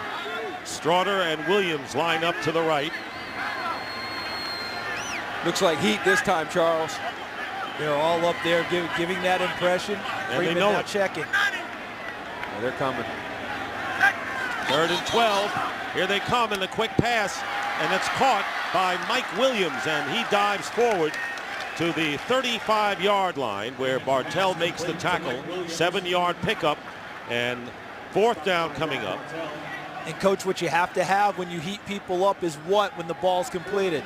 Good tackling in the secondary. Yeah, and that was what we call a zone pressure. So they were bringing a safety, dropping a lineman, and sometimes when you get that matchup downfield, you get a quick receiver on a big lineman. You don't like that, but those guys did right there a nice job of corralling the receiver and forcing a field goal. So Connor Barth on to try a 53-yard field goal. His career long field goal is 54 yards. He's kicked 2 today. Connor Barth has kicked 3 today. 53 yards. So that penalty sets back the Buccaneers, but they get points anyway and now trail the Rams 17-9. We were 84 degrees at kickoff. Now we're at 90 degrees. That's one way of staying cool. As the Tampa Bay Buccaneers, that's the best way, have climbed to within 8 points of the Rams. Both of these teams feel this is a critical game for them. We know every one is, but in particular for a 3-3 Ram club trying to get over 500, and for Tampa Bay to win more games this year than they won all of last. Kickoff, Danny Amendola running up at the 5.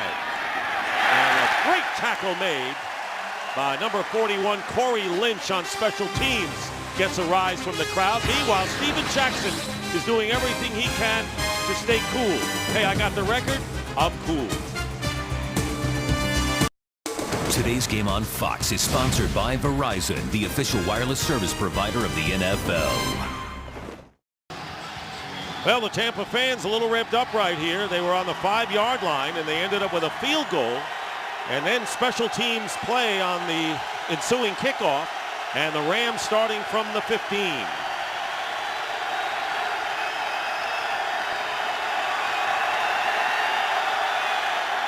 Bradford handing off to Steven Jackson. And Jackson gets about 3.5 as we check in with Kurt Menefee. Well, the Bears, Lovie Smith, with some strange decisions, decides to challenge a play. The very next play, Jay Cutler doesn't get into the end zone, even though it looked like he broke the plane of the goal. Fumbled at the 1-yard line. Lovie Smith does not challenge, giving the Redskins the ball.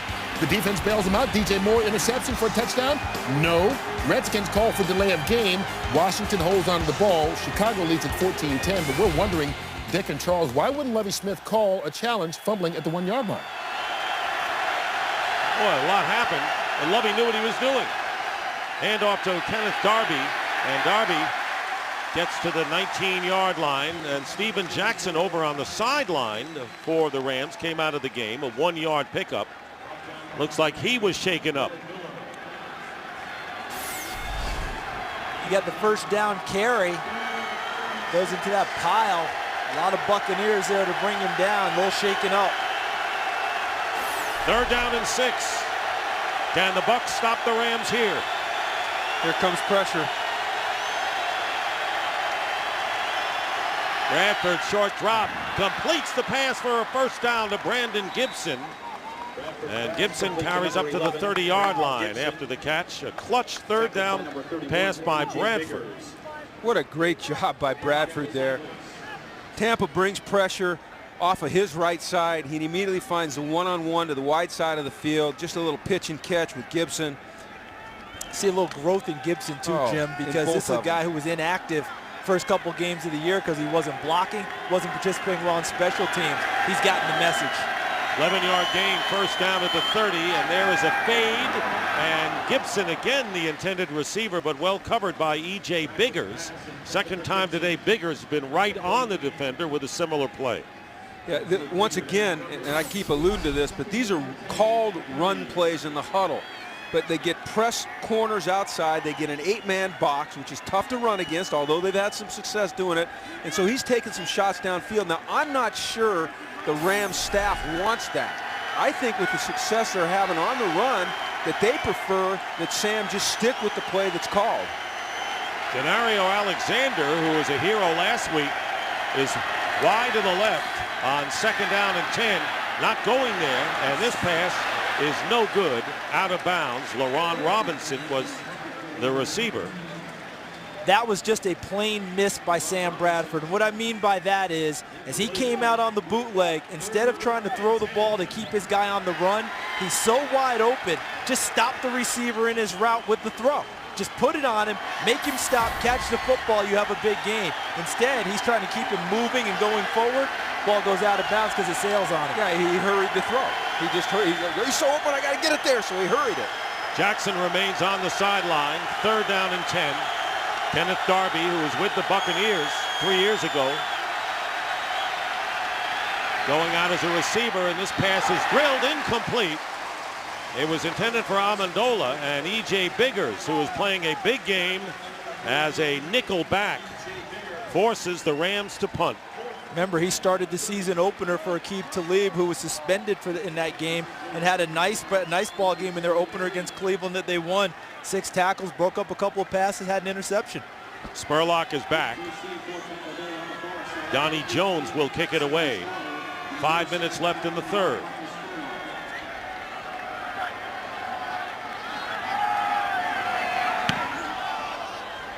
Good hang time. Spurlock at the 25. And the Rams finally bring him down at the 30, and that music means that we are headed for commercial. You knew that. It's 17-9, St. Louis. The Ford Fox NFL pregame show brought to you by the all-new Ford Edge Drive 1 begins at noon Eastern. Packers-Jets, first game of our doubleheader, and America's Game of the Week, the Vikings and the Patriots, next week on Fox. First down at the 30-yard line. LeGarrette Blount, who has been solid runner, getting the call here. And now you know why he's in there, protecting the football as the Rams trying to strip it away. And a big gain close to midfield. And a gain of 17 yards on first down. Well, great job of tucking the ball away and then pounding people. Low pad level, using leverage, using that 247 pounds. And he runs right through the initial contact by number 53, Niall Diggs. And continues downfield. Keep feeding this guy. First down on the Bucs 48. Blount 55 yards on 6 carries. Play action. Here comes Long on Freeman, and the pass incomplete. Winslow defended by the linebacker Larry Grant. Yeah, I just don't know about that call right there. I think when you've just run the ball as effectively as you have the play before with a guy, you got to use that momentum to keep going. It's too early for the play action pass. Run it again, pound it up in there, and then pull out the play action pass. That was too early for that call. Because now you're looking at a pass. Yeah, 2nd and 10. Well, I think they can still go back to the run here, but it's a lot tougher at 2nd and 10 to think that you're going to stay on schedule running it as opposed to keeping that 1st and 10 run going. They go to the run, you're right. Blount gets to midfield, picking up 2. Yeah, now it's 3rd down and 8. And you've really taken Blount out of the game because now you want to throw it. So that means he's coming off the field. That means Cadillac Williams has to come into the game because he's their best pass protector as a running back, can handle the blitz pickups. That's not what LeGarrette Blount is there for at this time. No, and I was never a play caller, but not on offense. Not on offense. So I don't know if I should be criticizing the play call, but I just didn't agree with it. 3rd down and 8. Receivers in the lineup, and this pass, and it's caught by Sammy Stroughter, who gets the first down to the 41-yard line of the Rams. Jerome Murphy, the nickelback, making the tackle, and a 9-yard gain, and Stroughter was kind of clear when he caught that pass. And what the Buccaneers are excited about with the development of Aurelius Ben is that they can take Sammy Stroughter, number 18, and put him back in his natural habitat, and that's in the slot. That's where he operates best. Has a great sense of space, understanding where the dead spots are on the field, and he's a terrific 3rd down receiver. And now LeGarrette Blount is back in. And Wednesday night, yeah, I'll be in the kayak out in the bay. You will? Just look for the big dude, looking for the long ball. You taking your radio with you? Will you listen to the game? Oh, yeah. Right, okay. Oh, yeah. There you go. You see how the schedule breaks down: Wednesday, Thursday, Saturday, Sunday, Monday if necessary. Into play left guard with Keidrick Vincent out of action. Jeff Fain had been lost for a couple of weeks. Jeremy Zutah at center, so there's some problems with that offensive line, and 10 penalties already marked off against the Bucs. So once again, it changes your play calling. It changes what you're thinking. What you talked about, Jim, being on schedule. Now they're behind. First down and 15. And now, to compound it, Raheem Morris's Buccaneers call their first timeout of the 2nd half.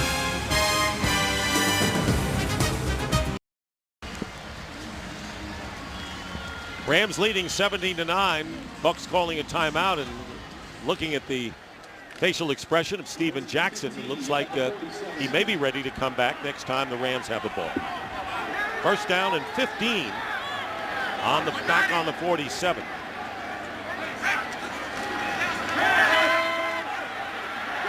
Screen pass to Cadillac Williams. And another flag is down at midfield. And Williams was hit by Laurinaitis, among others. Got 5 yards. Personal foul, face mask, defense number 59. From into the run, 15 yards. Larry Grant. First down. It's going to cost him. Yeah, he played that screen outstanding, and it's an unfortunate grab to the helmet.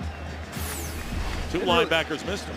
Yeah, he didn't really grab the face mask. He kind of brushed it. Got his hand over the top of it right in that area, so the flag comes out automatically. As an old defensive coach, I don't understand why you can stiff arm to the face mask on offense, but you can't even brush the face mask on defense without drawing the penalty. I think that's a legitimate question. You do? I think we got to see the rules committee when it's all over this year.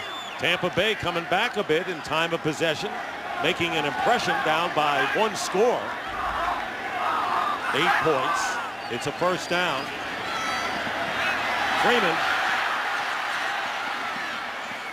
And Freeman is stopped at the 24 by Brian Keel. He got 3 as we check in again with Kurt Menefee. A game break, Kurt. The craziness continues in Chicago. Jay Cutler, a little floater, picked off one-handed by D'Angelo Hall. Back-to-back possessions. Hall has a pick. This time he takes it 92 yards for a score and gives the Redskins the lead as they get ready to begin the fourth quarter. Dick Dan Charles. Wild game going on in Chicago as the Redskins trying to go to 4-3, and the Bears at 4-2 atop the North. 2nd and 7 here. Under a minute to go in the third. Here is LeGarrette Blount. Not this time. Maybe. Oh yeah, he picked up 2-3 extra yards. Keeps moving the pile, doesn't he? And one thing I'm noticing here as the second half moves on, the Rams defense spending a lot more time on the field, which is giving the Buccaneers defense a chance to rest. And with the weather being what it is, that could be a factor in the fourth quarter. You're right, it's 90 degrees now. Ram defense is on the field more. Half a minute remaining.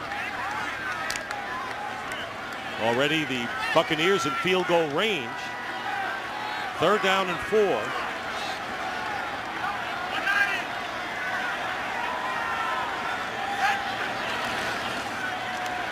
Freeman has time for a change. Going into the end zone, and Spurlock out of the end zone. Bartell was covering him, and they had no chance on that one. For a guy with a bad thigh, they've tried Ron Bartell a lot this afternoon. Haven't gotten much done against him. And Bartell stays the whole way and essentially forces him over the sideline. And then look at Kellen Winslow trying to get free. Brian Keel covering him underneath. Ball goes over the top, trying to get it to Spurlock. So a field goal try coming up now by Connor Barth.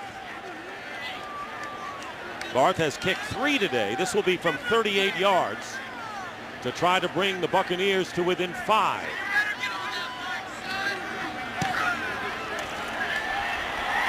And this kick is good. 4 field goals by Connor Barth, keeping the Bucs in the game. And with 2 seconds on the clock, it is 17-12 now in favor of the Rams. Want to remind you, viewers, to go to NFL.com's Game Center for Week 7 live game stats, fan discussions, in-game video highlights, and more only at NFL.com/scores. What about the discussion of this game, guys? Well, to me, the story of the third quarter is the run game. You know, only 4 yards rushing for the Rams when they were so effective in the first half, and then LeGarrette Blount coming back and having an impact offensively for Tampa. We all want throws down the field and big scores and sexy offense, but sometimes the most efficient offense is the offense that just pounds the football at you. And as you mentioned earlier, keeps that Tampa defense on the bench where they can freshen up for the fourth quarter, and keeps the Rams defense out on the field where they're worn down in this heat. And for me, the second half has been the good news, bad news for Tampa Bay. They continue to move the ball, but they're kicking field goals. Good news is that they're scoring. Bad news, not paying it off with 6 in the end zone. Connor Barth, who set a career high with his 4th field goal in the same game. And a return by Danny Amendola as time runs out in this third quarter. And you talk about good news, bad news, Charles. Good news for the Rams. Steven Jackson headed back into the game. That is the end of the third quarter here in Tampa. The Rams clinging to a 17-12 lead over the Bucs. Start of the fourth quarter, and we know that Steven Jackson's getting pumped up here as the Rams lead the Buccaneers. Dick Stockton, along with Charles Davis and Jim Mora. And Sam Bradford has completed 8 of 20 for only 87 yards, but has thrown 2 touchdown passes. Will lead his team starting from the 27. And the slant, and the first catch of the game by Denario Alexander. And he gets about 6 yards on first down. I think the Rams on this drive need at least 2 to 3 first downs to try and get some rest for their defense, at least. You're right, Charles. They've got to keep their defense on the bench for a while underneath those fans there and cool them off a little bit because they've been out there a lot this second half. Savvy Piscatelli has replaced Sean Jones at strong safety for Tampa Bay. Here's Jackson trying to break one up the middle. Piscatelli held on, but a first down for the Rams to the 39.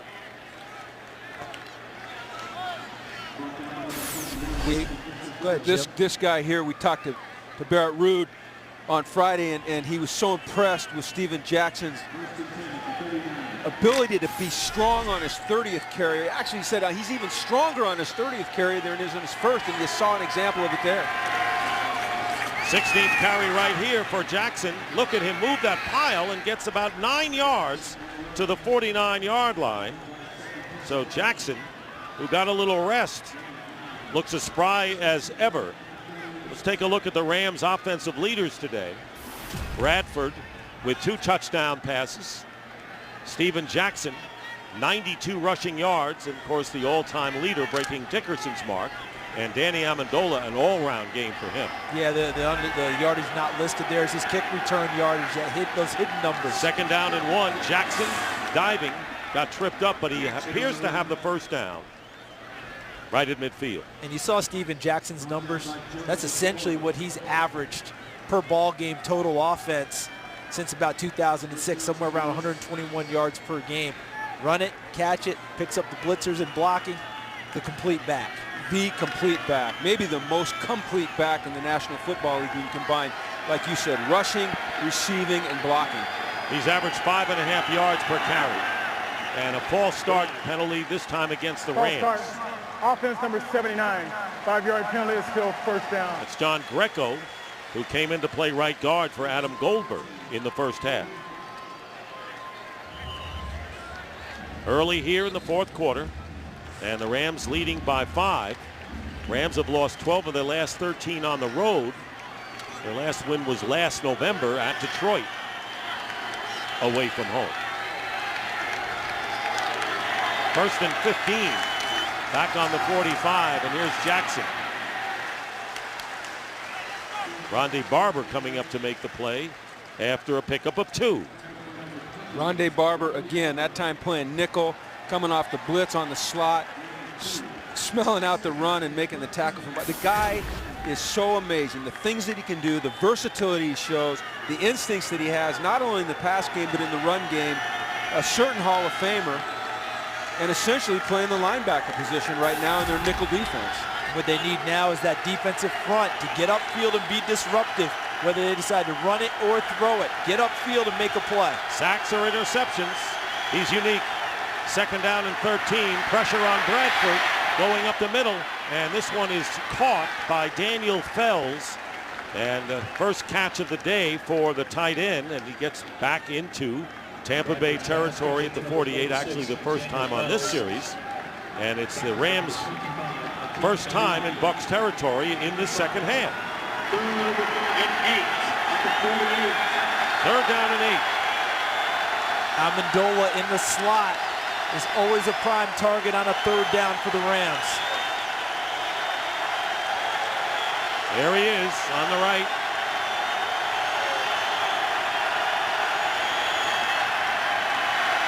Bradford can't find a receiver and will go out of bounds. Barrett Ruud making the play, but it was Tim Crowder who penetrated and forced Bradford out of the pocket. And his penetration forced him away from where he wanted to go with the football. Amendola was in the slot running a crossing route back in the opposite direction. With the pressure forcing Bradford the other way, he couldn't come back to his primary guy. Had to run it and get what he could, and now the Rams will punt it and play field position. You said it earlier, the loss of the receivers, Mark Clayton with a sprained knee in week 5 and Donnie Avery in preseason. 2 outstanding receivers. In fact, Clayton came in when Avery got hurt. Michael Spurlock chasing it as it bounces and stops at the 17. And we'll take a break right here. Still early in this fourth quarter. with the Rams up by 5.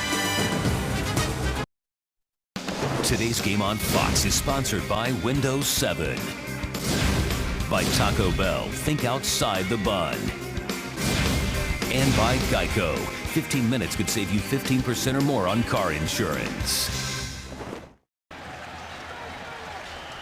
And welcome back to Tampa. Dick Stockton along with Charles Davis and Jim Mora. The Rams leading by 5, but the Buccaneers have the ball on the 18-yard line. Not gotten into the end zone yet, but they're in the game. Hand off to LeGarrette Blount. Blount takes a tackle, first down. LeGarrette Blount still on his feet. Tight ropes down the sideline and out of bounds. And a flag is down back up at the 25 of Tampa Bay. Illegal block in the back. Offense number 65. 10-yard penalty. Still first down. A tough penalty against Jeremy Trueblood. The right tackle nullifies a 46-yard pickup. The momentum that gets built up. The crowd gets involved. The team, and right there, Jeremy Trueblood right in front of us. Gets the arms extended with a full push against Kevin Dockery. Is going to bring this play all the way back. And why? Why do that's that? The question. The ball carrier is past the tackler. Why do that? It doesn't make sense. It just goes along with what we've seen all day up front with the Buccaneers offensive line, mistake after mistake after mistake, and then right there, a big mistake to kill a huge run and a big momentum changer.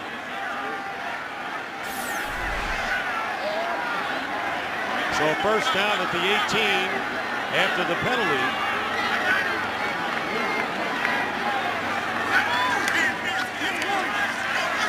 Freeman again rolling out, being chased.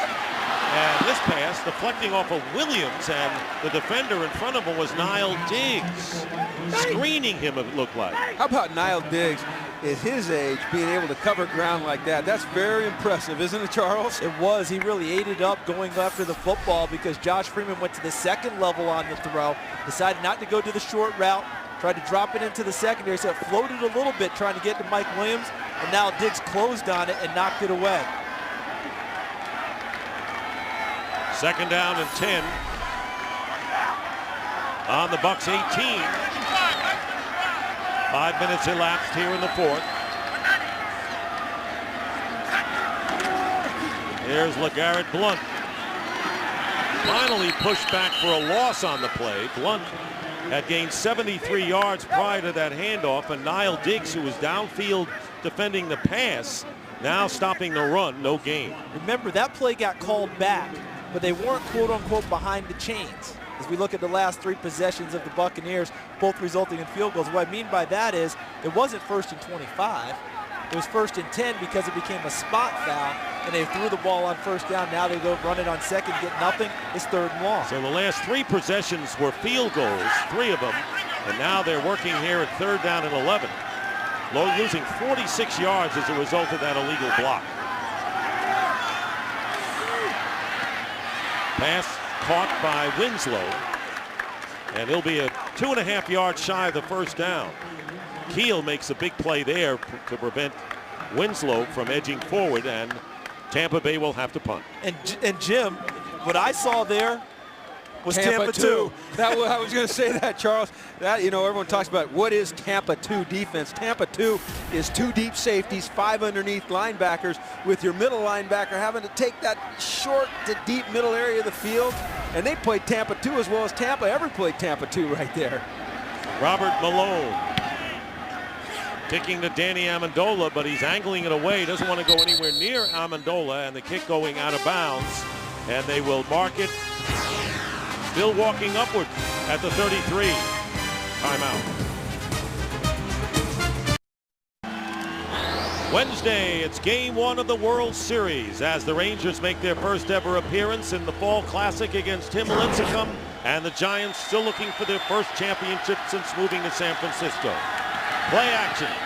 Bradford's pass, incomplete. Intended for Brandon Gibson, covered by Aqib Talib.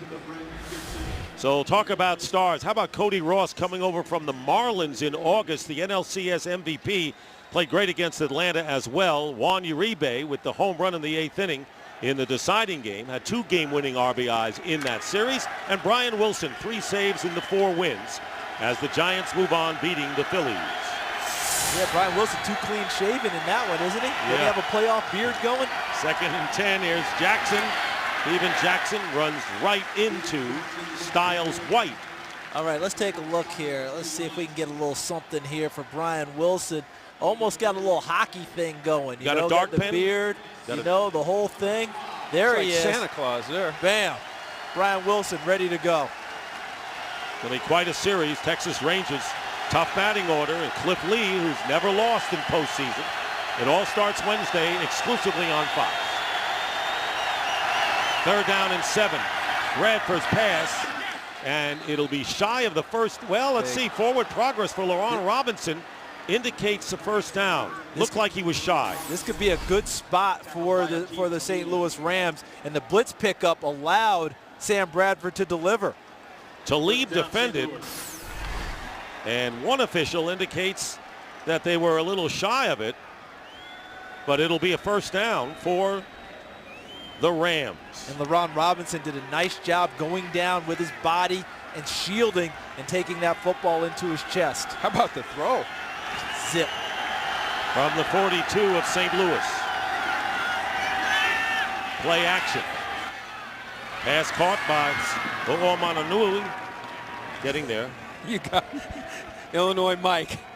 I can't do that. You can do it. You've done a heck of a job with that pronunciation the whole game. But watch his body control. However you want to pronounce his name, watch how he turns back, catches the football, gets it to the outside arm, and continues upfield. And we're talking about a 265-pounder moving like that. Exactly. They use him at tight end. They can bring him back into fullback in certain sets. Here is Jackson. And out of bounds. Let's go to Kurt Menefee. Game break. What do you got, Kurt? Well, Carolina looking for its first win. 49ers looking for their second. Matt Moore helping the Niners cause. Terrible pass intercepted by the big man. Defensive end Ray McDonald, 31 yards for the score. Put San Francisco up 20-13 late in the 4th. But the Carolina Panthers have the ball inside the 20, looking to even the score. Dick and Charles? You remember the old number 86 for the Rams? Brandon Manamalauna. I can say that one. And he's in Chicago now playing for Mike Martz's offense. Jackson is easy to say, and he rushes to the 44 where Rondé Barber brings him down. So to put a cap on it, no guy named Smith is going to wear 86 for the Rams, right? Okay. Doesn't look like it. And you talk about Steven Jackson, easy to say, tough to stop. How about the difference in halves with the Ram offense coming up empty, trying to cling to the 5-point lead with under 6 minutes remaining in the 4th. And the bulk of those yards and plays, the last 2 drives for the Rams. 3rd and 6.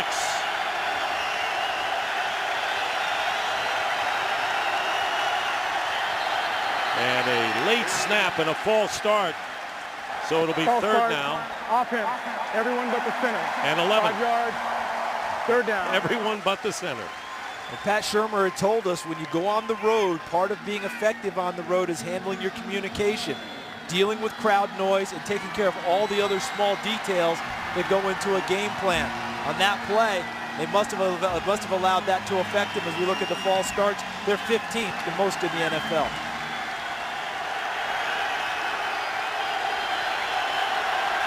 They need 11, do the Rams. They give it to Jackson. And Jackson is tackled from behind by Tim Crowder. And a gain of 7. Good play by Crowder, and so 4th down coming up, and they'll kick. And he's not happy. He thought he was about 1/2 step away from popping that one big. Very angry that he let someone get him down in the secondary when he thought he was about to make the big move. Spurlock is back deep. Donnie Jones will punt.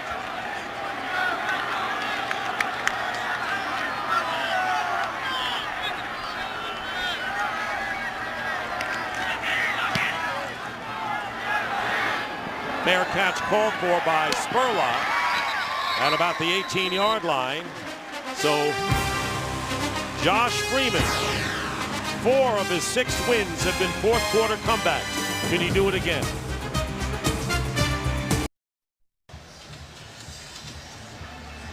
Back here in Tampa, some young Buccaneer fans getting an early start for Halloween next week. Josh Freeman will start from the 19-yard line. He has completed 13 of 26 for 134 yards. No TDs and no picks.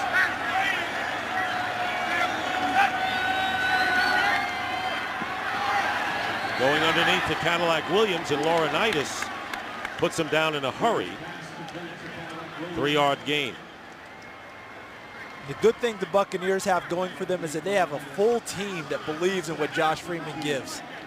Right? They believe in this guy. Dick, you already said it. 4 out of his 6 wins, comeback wins in the fourth quarter. This team believes he can bring them back no matter what the circumstances. Now they only have 2 timeouts remaining. Called one early in the half.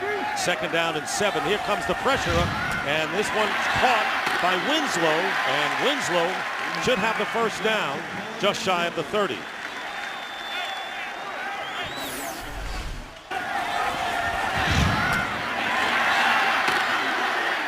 And the player down is Ron Bartell. Friendly fire. And he's writhing in pain. Remember, you talked about the thigh injury, and Bartell wanted to play this week, was active, didn't start, and has played a good deal. We'll be right back. Middle of that pack is Ron Bartell looking at his shoulder. Right now they have Bradley Fletcher, Jerome Murphy, and Kevin Dockery, 3 corners who are in the game with multiple receivers for Tampa Bay. 1st and 10 at the 29. Freeman off balance. Cadillac Williams has it, but he is put down. And a good play by the secondary there, Jerome Murphy. We talked early in the telecast about these 2 young quarterbacks. Freeman had a tough start, but has come back solid. And the other side, you got Sam Bradford. 2 touchdown passes, both coming on key down. That's 3rd down. Loss of 1, making it 2nd and 11, and Freeman gets out of trouble, spins his way, and slides about 3 yards shy of the first down. As we wind close to 3 minutes remaining, he got 8 yards, and an injured player back there for Tampa Bay. Slow getting up is Jeremy Trueblood, the right tackle. This is the quarterback comparison numerically. We showed you the highlights. Here's what they are statistically, and Trueblood, the right tackle, being worked on. Those 2 went at it in college. Sam Bradford and Josh Freeman one time. Oklahoma, Kansas State is one of the few times in Sam Bradford's career he was under 50% throwing the football. Similar to today, but his team won big that day, so it didn't matter the percentage because he got the ball in the end zone. We talked at the top of the show about Freeman and his mobility. Right there, that play was an example of great escapability to avoid the rush, and then the mobility to run. And at 255 pounds, to see a guy move like he was just moving and twisting and turning the pocket is so very, very impressive. And he took it from third and long to 3rd manageable. James Lee replaces Trueblood. 3rd down and 3.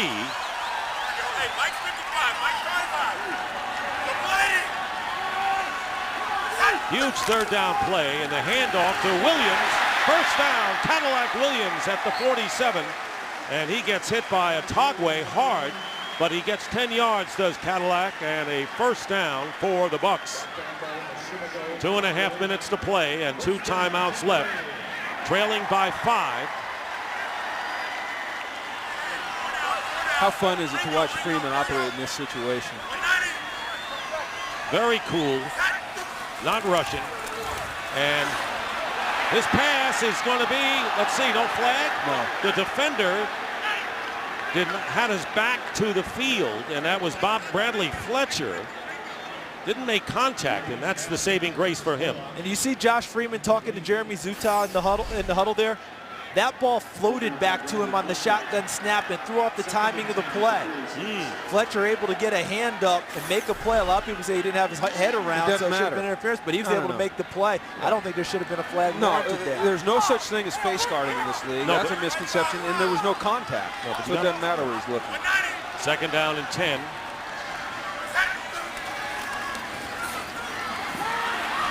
Freeman's pass. Mike Williams with the catch into Ram territory at the 37. A pickup of 16. And we're down to the 2-minute warning. The Tampa Bay Buccaneers have not scored a touchdown, but they'll need one to pull this one out. 2 minutes to go in the fourth quarter, and the Buccaneers coming back in the second half, and the Rams, who were quiet in the second half last week against San Diego, very quiet here with 4 punts and 4 possessions in the second half today. And the question is, can Josh Freeman lead yet another fourth quarter comeback? I like the way that he's moving his team now. He's moving against a very tired St. Louis Rams defense, which has spent the bulk of the second half on the field. First down for the Bucs on the Ram 37. Freeman sees the blitz and audibles. A little cat and mouse. Now they're going back to 2 deep. Freeman going underneath to Williams, and he is put down immediately by Brian Keel. And a late flag is thrown. Clock stops with 1:51. This could be a lineman coming in to clean up at the end of the play. Personal foul, unnecessary roughness. Offense number 77, late hit on the pile. How many mistakes? James Lee. Still first down. Huge penalty against Tampa Bay. Look at the end of the play, Jim. See 77. He's going to come in and try and clean up at the end. Well, I don't know what he's thinking. Plays like that will drive you out of your head as a football coach. You're in the game. You got a chance to drive down and win it, and now you find yourself staring at a second down and forever because of a play like that. Just another mistake out of the offensive line of the Tampa Bay Buccaneers. Now for the Rams, Bradley Fletcher is hurt, and the Rams have to take a timeout. Next week, Packers and the Jets in the early game. It's an NFL on Fox doubleheader. And in the late game, America's game of the week, the Vikings and the Patriots. Yes, Randy Moss going back to play against his former team. All starts with the Ford Fox NFL pregame show brought to you by the all-new Ford Edge Drive 1. Begins at noon Eastern, 9 Pacific. Favre and Brady hook up next week, Charles. No doubt it's a quarterback-driven league. And Brett Favre, he gets his help from Adrian Peterson primarily, now trying to integrate with Randy Moss, get him into the lineup in the offense. And Tom Brady, doesn't matter who's catching passes for him, they continue to move the ball. Fletcher goes out of the game, and Ron Bartell coming back in, holding his shoulder. So this is a war of attrition here for the Rams secondary. They've already lost James Butler with a knee, the safety. And the saving grace for St. Louis, they've got Tampa Bay backed up 2nd and 22 at midfield. But their number 1 receiver's on top. That's Mike Williams going against Bartell. Here's Freeman's pass going underneath to Cadillac Williams. And Williams working his way to the 41-yard line. Keel makes the tackle. He got 8 yards there. Now 140 and 3rd down and 14. Buccaneers have 2 timeouts remaining. Got to find Kellen Winslow if at all possible in this 3rd man in. 3rd and 14. Pass caught to Mike Williams, and Williams getting down to the 30-yard line, short of a first down by 3.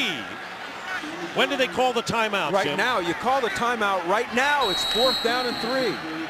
Thank you. Thank you. So the timeout called with leaving Tampa Bay with 1. It'll be 4th down and 3. So now we've got Tampa Bay. They've got the 1. And the Rams have the 2, hoping that they are unnecessary. You know, we're only talking about 4 seconds right there that elapsed off the clock. But in a game like this, those 4 seconds could be the deciding 4 seconds. And you've got to be on that. As soon as that ball goes down, as soon as the play is dead, you got to be in the official's ear calling timeout. You got to tell them before the snap. You got to say, hey, if we don't get this and it's 4th down, I'm calling timeout, so he anticipates that. Well, it's 4th down and 3, and of course this game is history if they don't get the yardage. So, well, we're about to see some tight man-to-man. They'll probably add a 5th rusher in here and play man-free. And that they've been means successful once. This is the one that counts. And let's look for Winslow here. Once again, as Charles mentioned earlier, he's the key guy. There he is, 4th down and 3, and this pass is caught. Kellen Winslow, 1st down at the 21. Take that all day, Josh Freeman. 9-yard gain, under a minute remaining, and still 1 timeout left for the Buccaneers. They're on the 21, and they have to score a touchdown for them to beat the Rams, who are trying to hold on for their first road victory since last November. And there is Freeman's pass, incomplete. No flags. Spurlock defending by Ron Bartell, who's shaken up earlier, and that'll bring up 2nd and 10, but the clock stops with 37 seconds. Well, it stops, but questionable time management there after the 1st down get on 4th down. I think that's the time you want to rush up to the line of scrimmage and clock it. You see Bartell working with the injured shoulder, the injured thigh, working there. Little incidental contact with Spurlock. It drew a crowd reaction, but no flag is good, and you just get the sense right now this Rams defense is hanging on. 13th play of the drive on 2nd and 10. Good protection for Freeman, and his pass into the end zone, incomplete off the hands of Winslow. He waited too long to throw it. He had him early. He had Otagwe beat early, and Freeman just puts a little too much air under it, but really he waited too long to throw it and gave the defender a chance to catch up. Watch, he's got him now. Throw it now. And that gave Otagwe a chance to come back and become a factor on the play. Looks like Winslow's going out. Well, that's not what we want to see on a big 3rd and 10. They got 3 wide receivers. John Gilmore, who's the blocking tight end in there, 3rd down and 10. Still a timeout in the pocket for the Bucs, and this pass is caught by Mike Williams. Williams inside the 10. Williams down to the 1-yard line.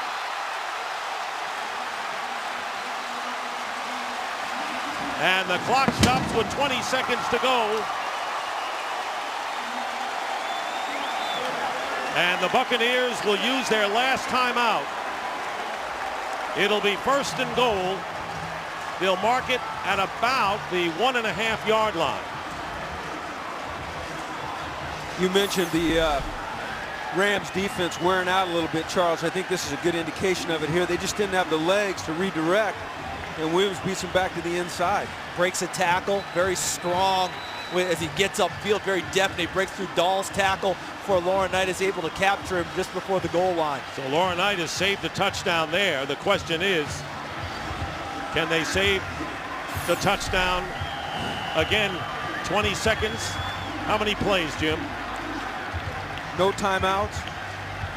Well, if you throw it, you got 3. If you run it, you got 2. If you're fortunate on the second one on the run. Winslow back in the game. All this guy can do is watch. He gained 110 yards for the Rams. No timeouts left for Tampa Bay. 1st and goal, and the pass knocked down, intended for Williams, and it was Ron Bartell playing with an injured shoulder who makes a terrific play on the slant. They tell you don't let him inside on the slant route. He gets there, but Bartell is not so far outside he can't redirect and recover, and is able to knock the ball away from Mike Williams. You talk about gutting it up. This is a guy with a left shoulder injury, reaching in with his left arm to make that play. Gutty, gutty, gutty play. 2nd and goal, 17 seconds. Freeman on the rollout. Freeman throws. Touchdown, Cadillac Williams.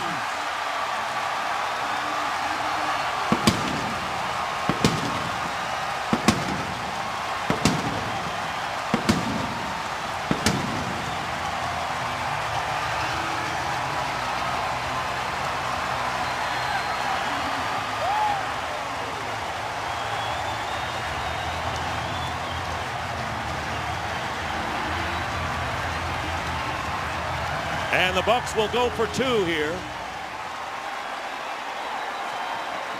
A 1-yard pass. Freeman to Cadillac Williams on the 16th play of the drive.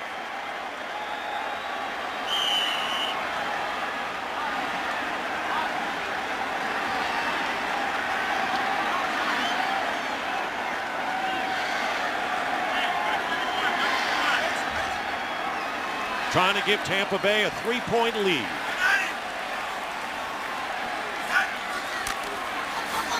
Freeman will not get there. So the conversion fails, and with 10 seconds to go, it's an 18-17 Tampa Bay lead. This is what put the Bucs ahead. And they wanted to put the ball in the hands of their playmaker. Couldn't run the football because of time and no timeouts left. He kept the play alive with his mobility and allowed Cadillac Williams to come out of the backfield and find an open spot for the go-ahead touchdown. And that is the first touchdown catch of the year for Cadillac Williams, and the first touchdown of the game for the Tampa Bay Buccaneers, who up to that point relied on 4 field goals by Connor Barth. Well, the Jets are blitzing. There's Williams. Long comes off his coverage there because he thinks that Freeman's going to break contain. And Williams sneaks free. That's the example you talked about earlier, Jim, about mobility. Yep. It's not just being able to run up into the secondary and make that big run. It's being able to buy time, slide in the pocket, escape a little bit of pressure to keep a play alive long enough to turn it into a positive play for your team. The Buccaneers now ahead. Amendola.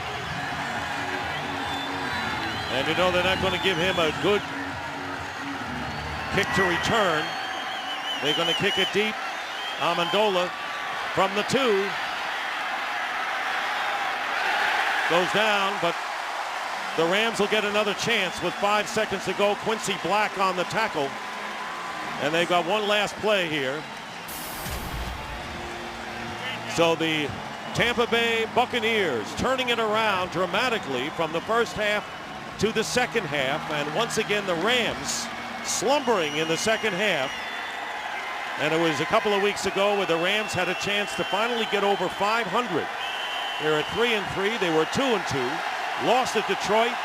Had a chance to win on the road here. And it's just about slipped away. And this could be it. Bradford's pass is caught by LaRon Robinson. Time runs out. And now Steven Jackson. Loose ball. And the game is over. The Tampa Bay Buccaneers, who led at 3-0 in the first quarter, didn't see the lead again until Freeman hit Williams with the winning touchdown. Final score 18-17. The Buccaneers go to 4-2 on the year. The Rams drop to 3-4, and we'll be back to Tampa after these messages.